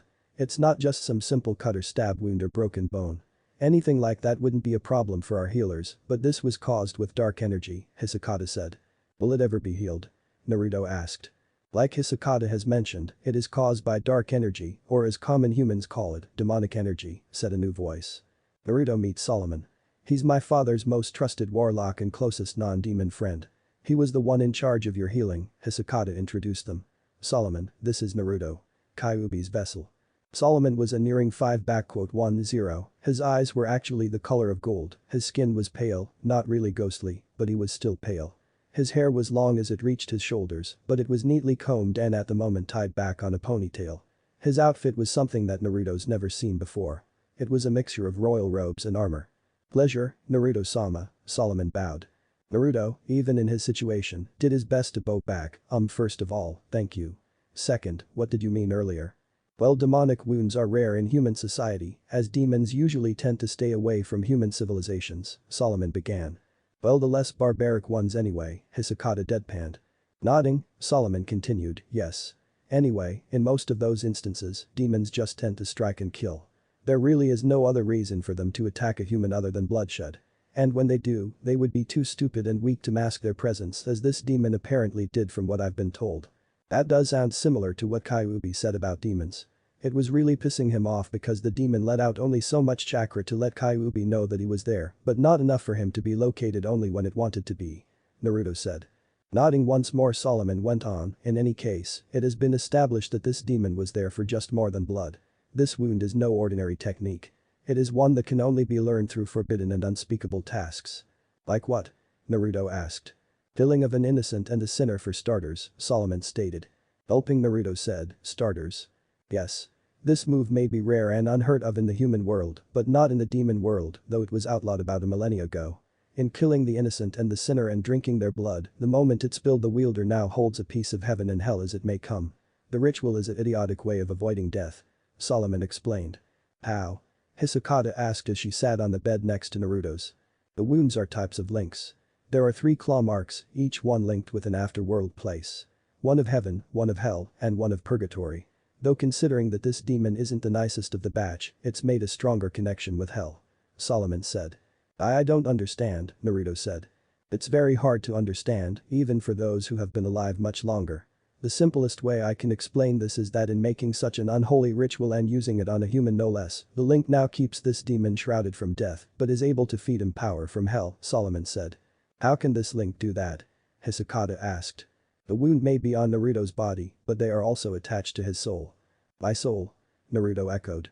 Giving a stiff nod, Solomon said, this is a serious offense in our world. Punishable by death. This demon feels confident in his choice. This ritual can only be done with a human, and they aren't as powerful to survive long. Eventually the wound would destroy their soul. The wound not only eats at their soul, but also their conscience. It shows them images of death and misery and maybe even hell itself. Images and sounds that would drive someone to insanity. You, however, aren't just any human. Being Kyuubi-sama's vessel gives you the life energy to live longer, stamina to fight better, and your connection with Kyuubi-sama strengthens your soul to give it more of a fighting chance. You'd be able to withstand it more than others, plus Kyuubi-sama would most likely keep you from dying. Not necessarily forever, but longer than a common human. We can't let this continue. Eventually it will get to the point that not even Kyuubi-sama will be able to protect Naruto, right? His soul would be destroyed, wouldn't it? Hisakata demanded. Yes. But there might be something could do though, Solomon muttered. Yeah? Like what? Naruto asked. The link, like any, works 2 ways. He can sense you, and if you attempt it, you may be able to sense him as well. Killing the demon is the only way to get rid of the wound, Solomon said. Be that as it may, this demon is something that even Kyuubi-sama had trouble sensing. We don't have time to waste, Hisakata said. Yes. Which is why we're going to give Kyuubi-sama his own body, Solomon said. But that would kill me, Naruto stated. Naruto wasn't afraid of death. He long ago accepted it and sometimes wished for it. His team, Haruka, his godfather, and Kyuubi himself were the only ones keeping him from trying to reach oblivion. No. I said we'd give Kyuubi-sama his own body. I never said we were going to remove him from you, Solomon replied. How? Naruto asked, intrigued. But the spell and some of your ninja abilities, I feel very confident that we can do this. It would be like you making a clone, but Kyuubi-sama will just be in charge of it. And like a clone, you will still be its main source. If you dispel it, Kyuubi-sama will return to you every memory he has, you have, and vice versa. More importantly, Kyuubi-sama will have the wound and therefore the link as well. He, being more powerful, will find this demon much faster, Solomon said. Wow, will that really work? Naruto asked excitedly. Not so much as for help destroying the demon part surprisingly, but the having Kyuubi on the outside with him part next to him. I have high belief that it will, Solomon said as he smiled, and this smile enhanced his handsome features. Since the demon has a link with Naruto, does that mean that he would have to be near? Hisakata asked. Links and bonds and ties were nothing uncommon in the demon realm. The most common is the soulmate bond. Which is why she asked. Once someone finds their soulmate, it's very unlikely to find one too far from the other. And if they are moody and even weak, plus other side effects. The other supplies strength to the other. Not necessary. Unlike the soulmate link that you may be thinking of, this isn't an equal balance link. Not one where one give to the other and vice versa. This was a ritual created by a sinister demon millennia ago. It saw humans as nothing but food, sex, and tools to be used as he deemed fit. He used them as energy source for when he was weak and on his deathbed. He basically took their life force, and they never gained anything from him. On the only bright side, they didn't need to be near him. So when can we give Kyuubi his own body? Naruto asked after a brief silence. Chapter 10. The village was quiet. And bleak. Since the attack there has been a cloud of depression over everyone and everything. That very day that demon was taken down by Naruto, the sun didn't rise. It couldn't. Not when their own piece of sunshine was in so much pain and in danger. Since then it's been cloudy. It was odd for this time of the year to have storm clouds, but with all that's happened it seemed appropriate. Tsunade walked down the streets of Konoha and just observed all around her. There really wasn't any activity like there usually would. If there was any activity it was mandatory or an attempt of distraction. The feeling of safety that Konoha once held was gone. Though the residents of Konoha, ninja and civilian alike, didn't feel any danger towards them. The danger that was towards them was defeated by their hero. The hero who almost gave his life for them without a second thought. The one who was attacked soon after fighting a nightmare from hell. The one who was now missing after being treated like a second-class citizen by his own people when he should have been treated like royalty. She would have gone with the rest in the search for Naruto, but they managed to convince her to stay. For one, they had every available jonin and some of the best chunin going after Naruto. 2, considering reason number 1, it was better for her to stay as a safety precaution. And 3, the elders needed to talk to her. She still hasn't yet, but Jiraiya told her what they wanted. Since the demon attack there seems to be a new light on Naruto. And now everyone is looking down on Minato and Kushina and putting all of the blame on them for not standing up for their son. Granted they should have, but there shouldn't have been a reason for them to stand up for him at all. Anyway, the elders think that perhaps it was wise that Minato stepped down for a while. They had first asked Jiraiya, but he declined. He was never one to be tied down too long to anything, and especially hold a position where he would be forced to act respectable at all times. It would interfere with his writing and research, he claimed to them, but Tsunade knew that a part of him also couldn't run a city that had hurt his beloved godson so horribly. So now they were looking at her to take the place of Hokage. Tsunade sighed. She really wanted to just go to a bar and get pissed drunk, but couldn't. As she continued to walk through the village she ultimately made it out to the memorial stone. She dreaded to think it, but perhaps this is where she would come and visit Naruto as well. The thought stung her, no, it wounded her deeply, but sadly it was a possibility right now. She supposed she shouldn't have been surprised to see someone else there. Sarutobi is probably very upset and saddened with us up there, Kushina whispered with her gaze lowered towards the stone. Tsunade on the other hand looked up at the dark and cloudy sky. It's been cloudy, but it only rains at night. I doubt anyone could have guessed any of this to happen. Because it should have never gotten to this point. It's been 2 days since Minato left after Naruto. The elders have told me about some rumors going on in the council, Kushina said. What have they said? Tsunade asked curiously. If Minato lets his guilt and pride keep him from returning because he fails to bring Naruto back. She stopped and Tsunade heard a sob. Oh Tsunade, they don't even think he'd stay away because he's a failure as a father, but because of his pride. Kushina covered her face with her hands. God, what they must think of me. Tsunade sighed. You're right. The old man would probably be very disappointed in the two of you if he were still alive, but not just the two of you, he'd be disappointed in the whole village as well. Kushina sniffed and made a whimper noise, but if he were still alive, he'd chide you with millions of reasons on how this behavior you have now is wrong. How's it wrong? Kushina demanded. Self-pity and hatred to yourselves won't bring Naruto home, Kushina. You have to look past your failures and become better. Naruto will be brought back. If not by Minato then by Kakashi or Iruka or Anko or one of Naruto's other friends. I wouldn't be surprised if the Uchiha brat might join in the search soon. But you two have to do what they have been doing all along. You have to work to make this place what it should have been since the beginning. A place where he feels safe. Naruto needs a place to return to. Kushina Naruto needs a home to return to, Tsunade said as she looked at the redeed. Kushina raised her eyes and stared at the blonde with tear-filled eyes. He'll be back, right? Tsunade touched the place on her chest where her necklace used to be and looked up at the sky again. The one she had given Dan, the one she had given her baby brother, and the one that Naruto now had. They all shared that carefree smile that made you think the world was still a happy place, that hero attitude that made you smile, and they all shared the same dream. He's got a promise to keep, Tsunade said. Jiraiya approached the camp base with the group of ninja that he was in charge of. This was one of the reasons he had refused the offer that the elders had made him. He was never one to sit by and do nothing. When he was waiting for Naruto to come out of surgery when he was first attacked, Jiraiya thought he was going to punch a few holes in the wall because of the insanity that the just waiting caused in him. He liked being in the field. He liked running and jumping and searching and fighting. He liked doing something.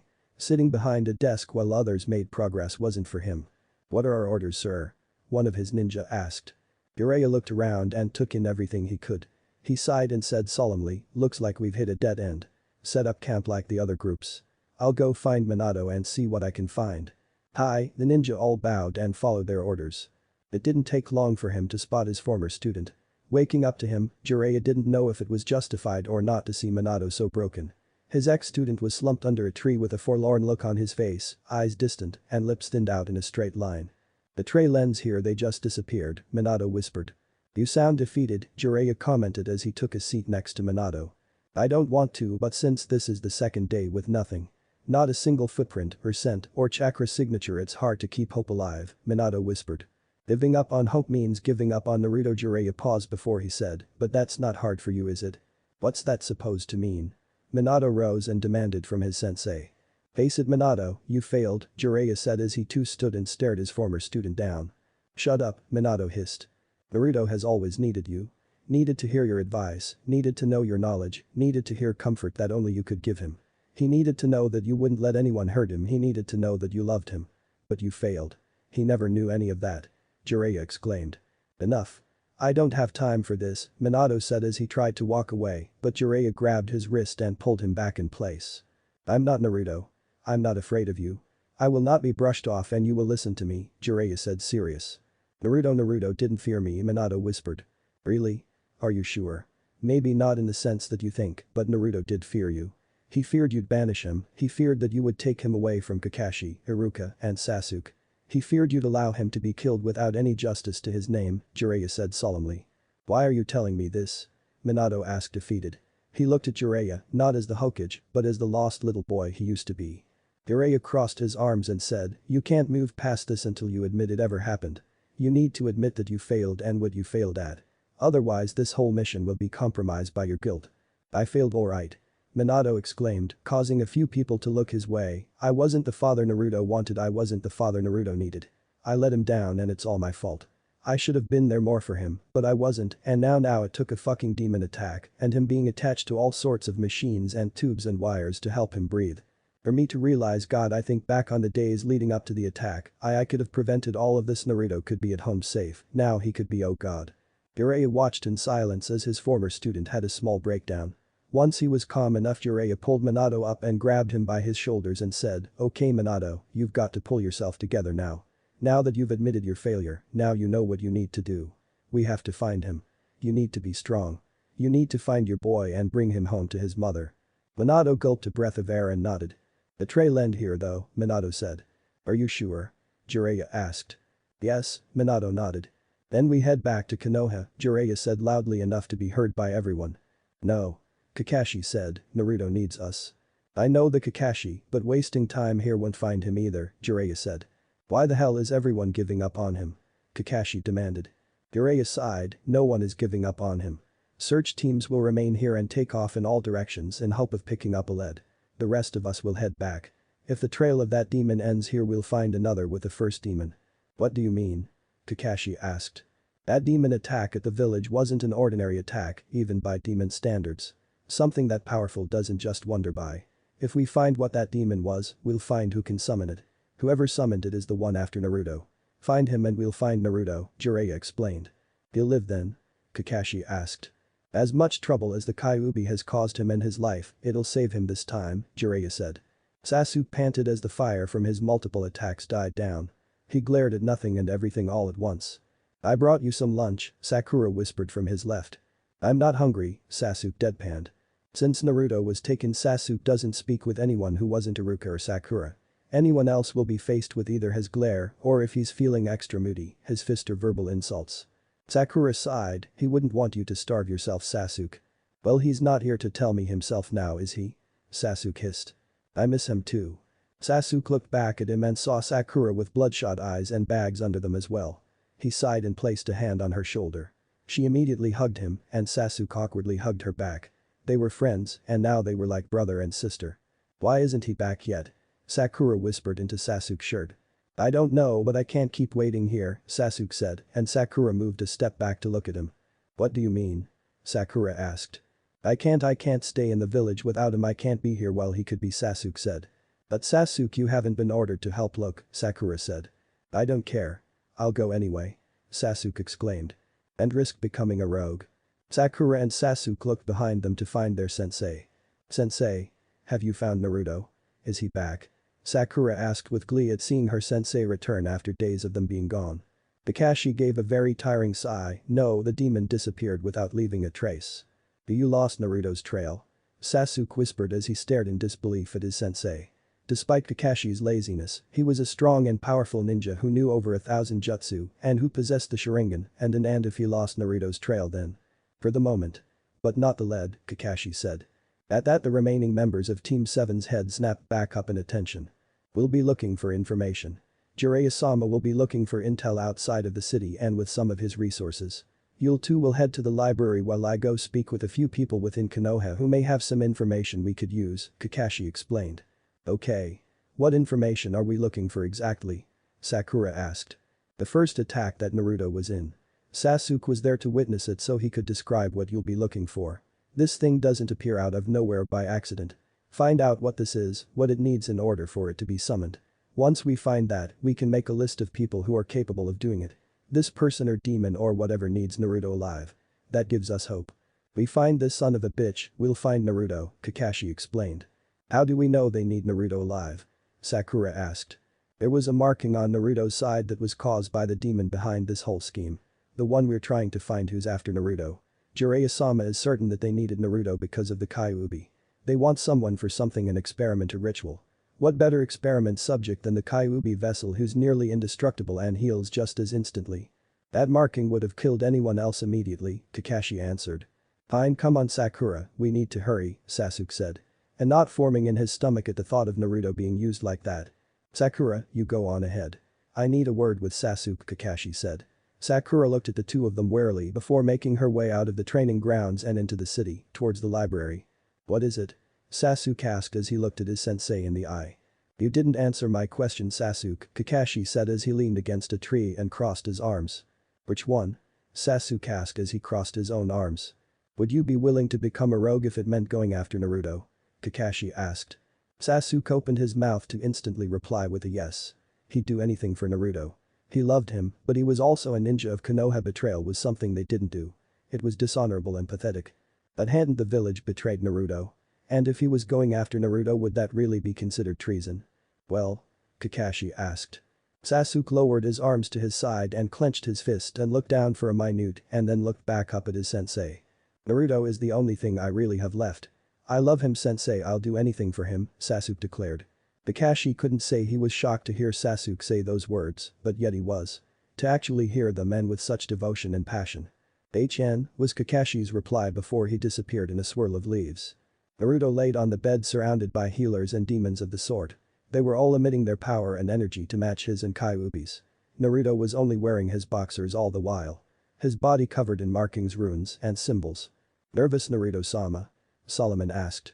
"Sort of," Naruto whispered.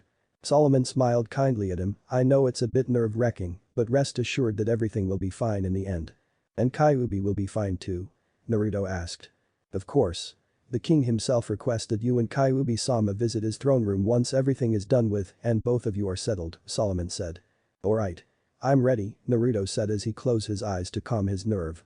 "Everything will be fine, no more troubles, Naruto-sama." Solomon waved his hand over Naruto's mind and Naruto fell unconscious. Hours later Naruto woke feeling lighter. When he rose in his bed he found himself dressed in a simple ruby red silk yukata. He blinked away whatever sleep remained and got out of bed. "Finally awake, kid." Naruto turned around at the voice. It was still as deep and ancient as it sounded in his head, but different. Naruto turned around and found himself staring almost at his own reflection. Almost. Though it could have been a clone, it wasn't. And Naruto didn't mean that Kyuubi just took his face and just replaced his blonde locks with red hair and his blue eyes with green. No, even though they looked alike they weren't. They were like real brothers who looked similar, with similar enough features, but different. So you think?" Kyuubi asked as he twirled around in his emerald green yukata. Naruto ran up to him and said, "You're really here, you're real." Kyuubi hugged Naruto and Naruto hugged back. Kyuubi said, "Yeah, I'm real kid." And ruffled Naruto's hair. Naruto then noticed that Kyuubi was a bit taller and older looking. "So I'm the little brother in this?" Naruto asked with a smile. A smile that Kyuubi hasn't seen in a long time. "You didn't really think I'd let myself be short, did you? I'm the great and powerful Kyuubi. I'm thousands of years old and I am mega awesome," Kyuubi said with a smirk. "You're so full of yourself," Naruto said as he playfully punched Kyuubi. "Excuse me, sirs, but the king is waiting," a servant came and informed them with a bow. "Of course," Kyuubi said as he followed the servant to the throne room, with Naruto behind him. The servant bowed as he showed them a big set of wooden doors. Kyuubi nodded and opened the door and walked in like he owned the place. Naruto walked behind Kyuubi. Not as arrogantly, but still with pride and grace. Being the son of the Hokage, he needed to know how to act around royalty and nobility. When they entered, Naruto saw 5 thrones. In the center, Naruto saw who he assumed to be the king. Though in mortal years he looked to be in his mid-20s, Naruto knew and sensed his years of wisdom and knowledge. He had dark black hair and piercing blue eyes. To his right was a beautiful blonde woman with equally memorizing blue eyes. To his left was a young man who resembled his father but had his mother's blonde hair. To the mother's right was a girl, Naruto would guess around his age with black hair and blue eyes, and to the young man's left was Hisakata. Both him and Kyuubi arrived at the base of the throne stairs and bowed on one knee. "Rise, the both of you," the king said in a serious tone, but his seriousness left his face as he let out a chuckle and rose from his throne with a mischievous smirk and went to hug Kyuubi. "Kyuubi, my old friend. You look well," the king said. "This is the best I've felt in over a decade," Kyuubi replied. And then turned to Naruto, "Naruto, this is the royal family. You've already met Hisakata." Hisakata rose and bowed and sat back down. Next to her is the heir to the throne and the kingdom and her older half-brother, Yukito. Yukito rose and bowed and sat back down. The lovely queen, Kyokoku, she too rose, bowed, and sat back down. The king himself, Ryoku nodded his head towards Naruto. "And I'm afraid I'm not familiar with the youngest," Kyuubi said. Ryoku chuckled and said, "That is because my dear friend, Yuri-chan is a mere babe. Only 13 years old." Naruto didn't think it was that young. Not young enough to call her a baby.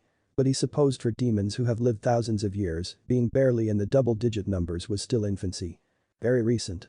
"Has she been introduced to the kingdom yet?" Kyuubi asked, and Naruto felt like he was at one of his father's Hokage meetings, just being there, quiet and listening. "Not yet. Once she comes of age and chooses a mate, then we'll show her to everyone. Until then only those in the castle shall see her," Ryoku replied. Naruto understood that too. Usually royal and noble children were kept under the radar unless times were good and prosperous. But other times it was dangerous because the children were used as tools for negotiation, which sometimes didn't end well. Sometimes Naruto wished his father had kept him from the village. Naruto looked at the girl who apparently had a caring father, more caring than his anyway, and sent her a small smile. When he looked at her though, he found that she had been staring at him, and when he looked up, she had looked down with a blush. Naruto didn't know why, but he blushed as well. "Come now. We mustn't be late," King Ryoku said as he led the way out of the room and Kyuubi tugging at his arm. "Where are we going?" Naruto whispered to Kyuubi. "You'll see," Kyuubi replied, and Naruto frowned. The king led them towards a balcony and motioned them to stop before actually stepping on it. Naruto gave Kyuubi a glance, but all Kyuubi did was smile. When the doors to the balcony opened, Naruto heard cheering. Then the king began to speak. "My fellow people. For years we've asked ourselves what has become of our great and fearless warrior Kyuubi. I too have asked what had happened about my friend, but now, my questions have been answered. He is here. He is found. He is home. And with him he brings someone. Someone with great power, Agent Shiriki." There was audible gasps and more cheering. Kyuubi pulled Naruto's arm and they both stepped out on the balcony. "I present to you Kyuubi-sama and Naruto-sama, our new warriors. Our new saviors. Our new family." Masses of people had gathered and they all were looking up at them. Suddenly, like a wave, they all bowed on both of their knees. Naruto looked at everything with awe. They were doing this for him. "Welcome to the life you deserve, kid, welcome home," Kyuubi said. "All hail Kyuubi. All hail Naruto." The chanting started and Naruto walked over to the edge and gripped the railing. Home. Chapter 11. Naruto walked through the streets of the kingdom with his hands behind his back. Being here was very different than being in Konoha. Unlike in Konoha, there weren't any glares or hatred towards him. On the contrary, there were looks of admiration and awe. Since the castle grounds were far bigger than the Hokage mansion, Naruto had a lot of time to himself. After being introduced to the kingdom, him and Kyuubi were given their own sleeping chambers. Though by request their rooms were connected by a bathroom. Even though he was free, Kyuubi felt odd about being away from Naruto after being one person for so long, and even though they were in the safety of the kingdom, he felt uneasy about being away from his kid. It was odd and a bit annoying after a few days. Naruto was used to Kyuubi keeping him unconscious while he took care of some things, but Kyuubi's new mother hen act got overbearing rather quickly. All the hovering and constant reassurance Kyuubi needed to make sure Naruto was alright now that they didn't share thoughts anymore was very odd. Having a nice walk. Naruto looked behind him to find Yuri a few feet from him. He smiled at her and nodded, yes. The grounds are beautiful. Yuri smiled back and caught up to him, Kyuubi-sama was been searching for you. If it hadn't been for father ordering him to go to training with him, I am sure he would have kept his search going. I'm not used to being that protected and looked after. It was one thing when Kyuubi was in my mind, but it's something totally different now that we're two people, Naruto told her. It must be different going from not being watched to this, nah? Yuri asked. Very, Naruto replied as he continued his walk with her. May I ask you something? Yuri asked. Go ahead, said Naruto. Kyuubi mentioned that your father was a leader, one of the biggest and most influential leaders in the human villages. Is that correct? She asked. Yes, that's right, Naruto answered as he wondered what she was getting at. If that were true, may I ask why Kyuubi-sama has so much contempt for him? Yuri asked as she looked at anything but Naruto. It's because Kyuubi hates my father and my mother and the rest of my home village. There were barely a handful of people there that he tolerated really, Naruto saw the confusion in her eyes and saw her hesitate. She was unsure if she should inquire further. Normally Naruto didn't like talking about it, but he supposed that was because back in Konoha, there wasn't anyone he could really tell. Kyuubi already knew what he thought of the other humans. His team, though they would understand, also liked everyone he didn't. If anyone else heard him talk ill of his parents, he would be reported or beaten up. Here, these people would side with him, they would sympathize even. He realized he didn't mind telling her. In the human world, Kyuubi and other demons are seen as the enemy. They're seen as evil monsters. From what I've learned from Kyuubi, the only times when demons make connections with the humans was when it was important business. But there have been times when lesser, more barbaric demons have found their way to humans. Those caused disaster and misery. They gave demons a bad reputation. Kyuubi had been summoned against his will and was used to cause a panic for someone else's vendetta. Scared and confused, Kyuubi did what anyone else would, he defended himself. He fought. Of course the humans didn't take too kindly to the destruction that came to their home. And Kyuubi was so powerful they couldn't kill him or risk merely leading him away. They needed to capture him. They needed something, or rather someone, to be his cage. I was the most recent born and I was chosen. Since then the humans saw me as the beast that destroyed their home and not as the hero that kept the monster at bay. The villagers' treatment was cruel and barbaric. The council and my father turned the other way when anything happened to me. My mother loved my father far longer than she did me, and since the day I was born I carried a monster inside of me. She wasn't sure if I was even her baby anymore. My father was a master sealer. It made it so Kyuubi couldn't escape, even with my help. It enraged Kyuubi. At first because he couldn't just kill me and be free. But then after some time he actually started to like me and hence hated all those that took out the anger of him on me. He had lived thousands of years, he was used to fighting and pain and hatred. I'm only 14 and I get that from the people who were supposed to love me, Naruto said the last sentence quietly. They had stopped in front of a fountain, both looking at their reflections. The Sakatani-chan mentioned something like that. Yuki Nai-chan told her that she was being ridiculous. I didn't know what to believe. It must have been horrible and lonely, Yuri said.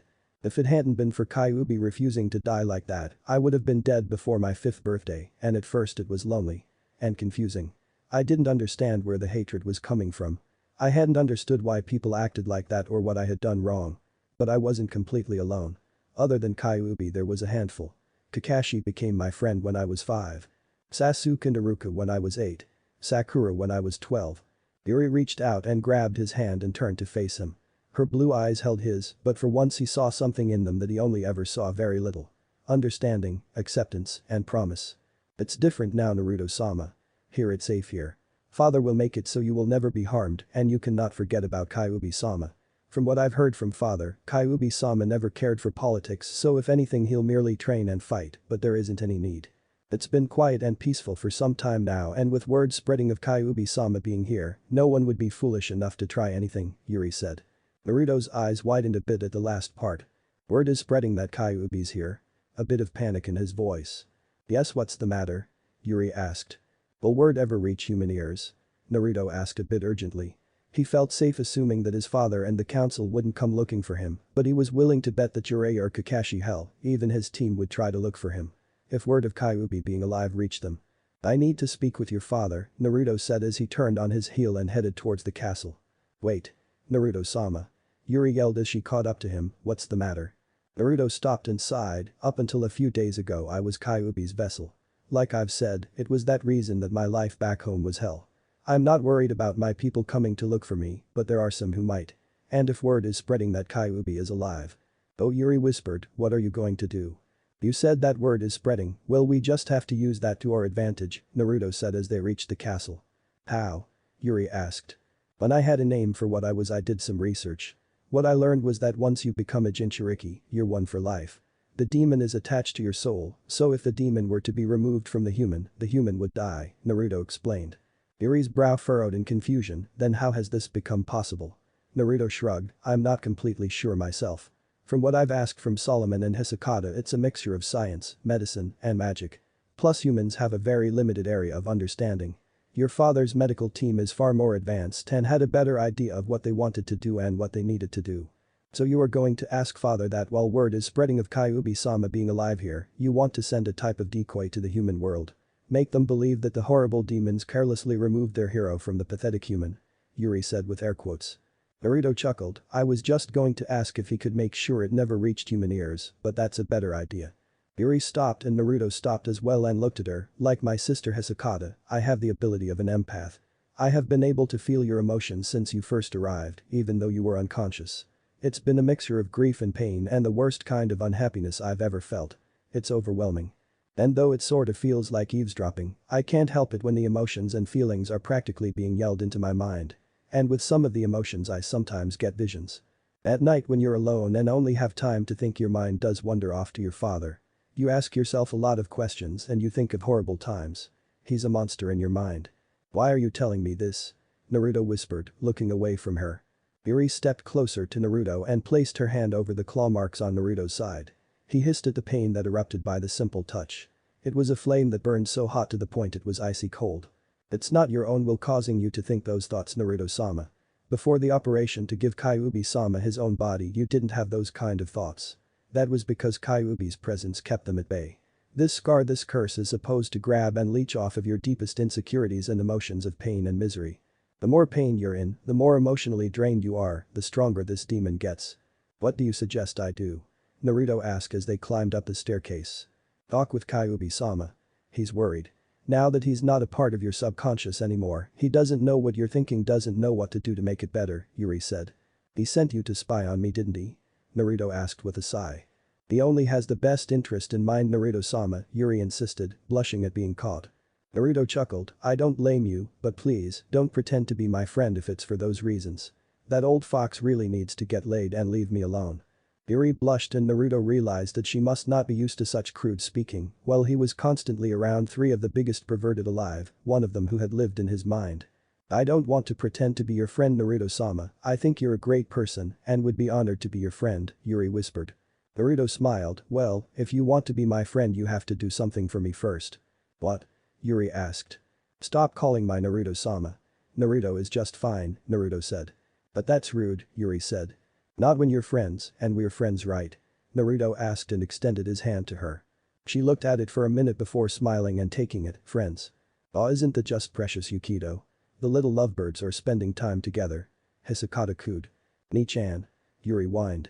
Yukido chuckled, come now Hisakata, don't tease the little ones. Let their romance blossom on its own. Aniki. Yuri whined at her brother this time. Her pale face as rosy as a cherry blossom. Hisakata huffed, fine. But. Naruto, father and Kyuubi-sama want to see you immediately. Naruto sobered up and asked, where are they? In my father's study. Come, I'll show you. Say farewell for now. Yukido has to take Yuri-chan to training, Hisakata said, making kissing noises in the background. Naruto and Yuri blushed and looked away from one another. Yukido chuckled some more and led Yuri back outside. Hisakata grabbed Naruto's arm and led him down the hallway. I think it's cute, Hisakata commented. We barely know each other, in fact, we just became friends, Naruto said objectively. Aw, that's so adorable. Father will be pleased and so will Kyuubi-sama. Unless he'll be jealous if he's already claimed you as a lover, Hisakata asked with a wink. What? Naruto demanded as a blush went through his entire body. Oh, don't tell me you've never thought about it, Hisakata said idly. No. Naruto said, but his voice rose a few octaves and broke a little in the end. Aw. Hisakata squealed as she hugged him. Hisakata, leave Naruto alone, Kyuubi threatened. Ah, but he's so lovable, Hisakata chimed. Yes, I know that, but he's mine, so get lost. We've got things to discuss, Kyuubi said as he crossed his arms and mocked glared at her. Hisakata gave Naruto an I told you look and went off on her merry way. King Ryoku and Kyuubi walked on and entered a room with Naruto right behind them. Have you liked the kingdom so far, Naruto-san? Ryoku asked as he walked towards the desk in front of the giant's glass windows. The office was lit by the sunlight from outside, but there was a chandelier overhead for the night time. On the side walls there were bookshelves that covered the whole wall with texts as old as the readers themselves and from different sizes and types. From books to charts to parchments. Well, so far I've only seen the palace, but I love what I've seen so far, sir, Naruto replied. Kyuubi had leaned against a window behind the desk. He had his arms crossed still and was glaring outside at something or at nothing, Naruto had no idea. Good. I'm glad to hear that, Ryoku said. Sir, I've been told that word of Kyuubi's return has been spreading, Naruto said. Naruto saw Kyuubi's ears twitch at that, but he didn't look at Naruto either. Hisakata's words coming into mind as well as Kyuubi's. It wasn't that Naruto was frightened or disgusted or anything, it was just that due to his past, the only time he's ever thought about a relationship was with Sasuke, which wasn't too strong because he knew that no one would ever accept it. Eventually his father would have looked for Sasuke's bride, or if Sasuke made a fit, a lover. He daydreamed of a time with Kakashi, but still, that was all it was, a daydream. Yes. I've been sure to be careful as to who hears word of this, but it's only a matter of time before everyone hears the return of the great and powerful Kyuubi, Ryoku said. I wanted to ask that if possible, this be kept from the humans, Naruto asked. I had no intentions of this reaching human ears, but there are few who manage to catch wind of such matters, Ryoku said. What about alternating the truth? Naruto asked. Ryoku raised an eyebrow, what do you mean? As far as the humans know, if a demon is removed from a Jinchuriki, they die. I want the few who are looking for me to stop, Naruto said, his head bowed. Kyuubi went from glaring at something at the ground to looking up at the sky with glazed eyes. I'll make sure to pass on the message. Is there anything else you require, Naruto-san? Ryoku asked. No, but I do want to know what's been found out about the demon that did this to me, Naruto said as he gestured to his side. At the moment we're conducting an investigation. There are some that we suspect, but it's difficult to say one way or another. Once we find something concrete we'll let you know, Ryoku said. Thank you, Naruto said. Hey Kyuubi, can I speak with you for a bit? Finally Kyuubi looked towards the blonde and shrugged and headed towards the exit. Naruto raised a brow and looked at the king for an explanation, but all he received was a shrug. Once outside Naruto looked for Kyuubi to see that he had walked down the hall a few feet. Naruto caught up to him and turned him around forcibly. What's wrong with you? Naruto demanded. Nothing, Kyuubi replied absent-mindedly. Not likely. What's up? Naruto asked more kindly. What? Now you like my company? Kyuubi asked tensely. Is this what this is about? Because I got tired of you being a mother hen. Naruto asked in disbelief. I was not being a mother hen. Kyuubi exclaimed.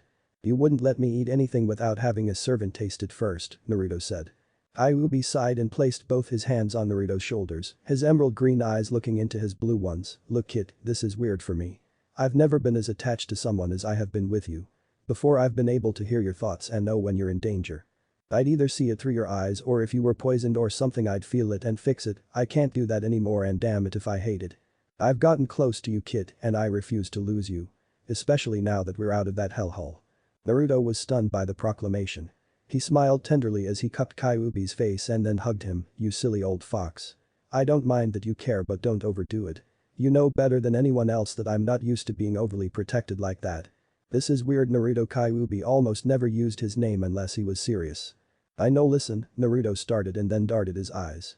A blush making his way to his face. What? What is it? Kyuubi demanded and raised Naruto's chin with his fingers to look in his eyes. Yuri-chan said that this thing is draining me of power because it's leeching off of my bad moods, my insecurities, and my misery. It's making me think of a lot of depressing things and it's giving me nightmares. Yuri-chan thinks that if you're there they wouldn't happen, Naruto whispered. So? Kyuubi drawled. Would you sleep next to me so I don't have nightmares? Naruto asked as he looked intently at his feet. Kyuubi smiled, not smirked, but smiled and hugged his brat, sure kid. I'll see you later tonight. I have to talk to this old coot for a while. About? Naruto asked. I hate politics and I don't want to take a part of them in the future. So we're gonna discuss what it is that I'll be doing, Kyuubi replied. Whatever it is, make sure I'm there with you, Naruto said, but both of them knew it was a demand. You got it, Kyuubi said, and Naruto was left to wonder the grounds a bit more. Kyuubi walked back in and sat in one of the chairs in front of the desk. You're a lost cause, Ryoku said with mirth. Shut up, Kyuubi said. Ryoku shrugged and said, all I'm saying is that you've got it bad and I can't say I blame you. It has been over a decade since you've gotten laid and you've had to be caged in a child and you had to be there when he reached puberty and he's still a virgin god. Do you wish for me to get you a rent boy or girl? Are you finished? Kyuubi gritted out. For the time being. So what do you want me to do? I was partly serious, Ryoku said. If I wanted to get laid I wouldn't need to go to a prostitute. Kyuubi said darkly. Ryoku sighed, lie all you want to Kyuubi. You are my friend and I can read you like a book. But whatever now about this humans hearing the rumor you're alive thing, any input? Kyuubi sobered up and said, yes. Don't let them think Naruto is dead. Ryoku raised an eyebrow, why not? The kid suffered his whole life there. If they think he's dead they'll have to come to terms with it, eventually putting it behind them. And in time they'll forget him and he'll be just another freaking name on that stupid memorial stone. No, I want them to suffer. As nice as hope is, it's a great evil as well, it prolongs torment and misery. With hope, they'll think that Naruto is still alive, still in enemy hands. They'll be plagued with guilt and misery themselves for never knowing what happened to him. They'll be kept awake with nightmares and words not said and actions done in the past. I want them to pay for hurting my Naruto. ... Minato tossed and turned in his bed. Sweat covering himself from head to toe. He was forced to return a few days ago. He wished he hadn't. The look of utter disappointment and despair in Kushina was enough to make him fall to his knees. He loved her, she loved him, they were supposed to love their son, none of this was supposed to happen. Why was this happening? He hadn't been able to sleep for the first 2 days. Those nights he was there to calm down his wife when she woke up shrieking, another nightmare. A nightmare where their baby was being harmed, being hurt, or being killed. He'd hold her as she sobbed. She'd cry for her baby, and his heart would break more and more each time. She would then look up and sob more. During the day she wouldn't look at him, she couldn't. It was twisted that this was the way he learned a part of Naruto's curse of being his son. Being his son before this whole disaster, he was the demon child who looked like him. Naruto was hurt because he dared be alive and look like him. Now he broke his wife's heart every time she looked at him because he looked like her baby, but wasn't him. In fact he was the reason her baby was hurt. She couldn't look at him because he wasn't the man she married and he looked so much like her son, that was in the hands of vile, evil, cruel demons who are doing who knows what to him. After the second day Kushina would take refuge in Naruto's room. She would sit in the middle of his bed and hug his pillow to her chest with all her might.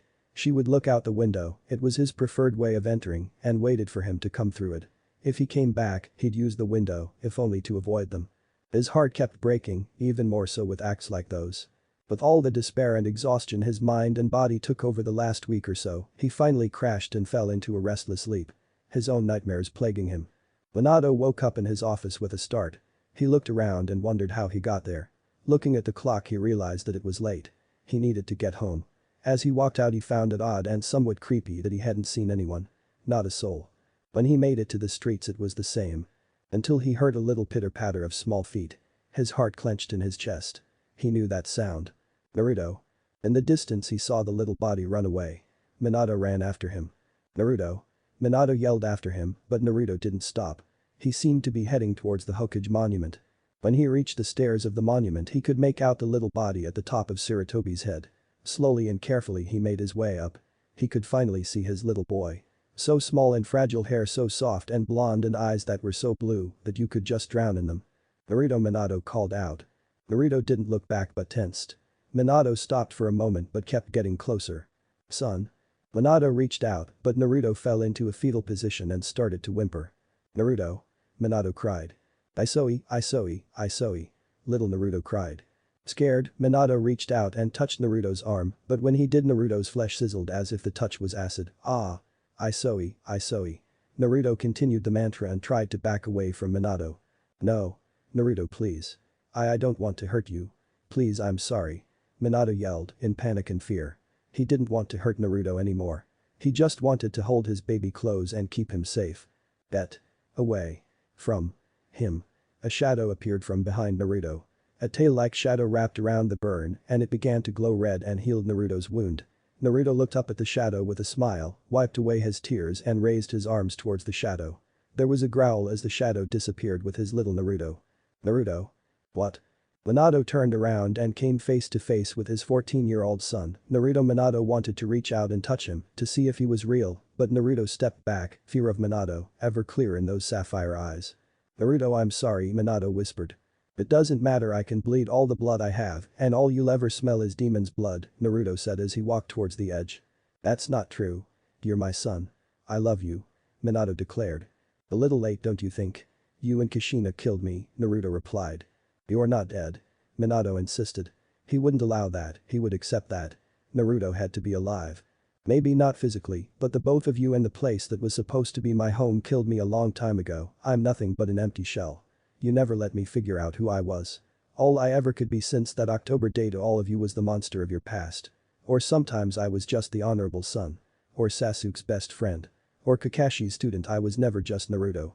I don't even know who Naruto is. Naruto was walking backwards. Every sentence he took a step back until he was at the edge. Naruto. Minato yelled and tried to advance, but he couldn't move. The best thing you've ever done for me in all of my life was not believing me. Had you believed me about the demon you could have saved me, I would still be here in this hell. I hate it here. I hate all those pathetic villagers. I hate that red-headed bitch. But most of all I hate you. Naruto leaned back and fell towards the ground that changed from the mountainside of the monument to an empty black void. Naruto. Minato bolted upright in his bed, soaked in sweat. He looked to his side and found it empty. He got up and walked towards Naruto's room. He peeked in and saw her there. Kushina had finally submitted to exhaustion and had passed out. Still clutching Naruto's pillow, still crying. Looking closer at his wife, Minato noticed that she was also clutching to something else. Walking into the room that belonged to his own son, Minato couldn't help but feel like an intruder. Taking the item from his wife's solid grip, he saw that it was a picture of Naruto and his team. They were all smiling, oblivious to any pain or suffering.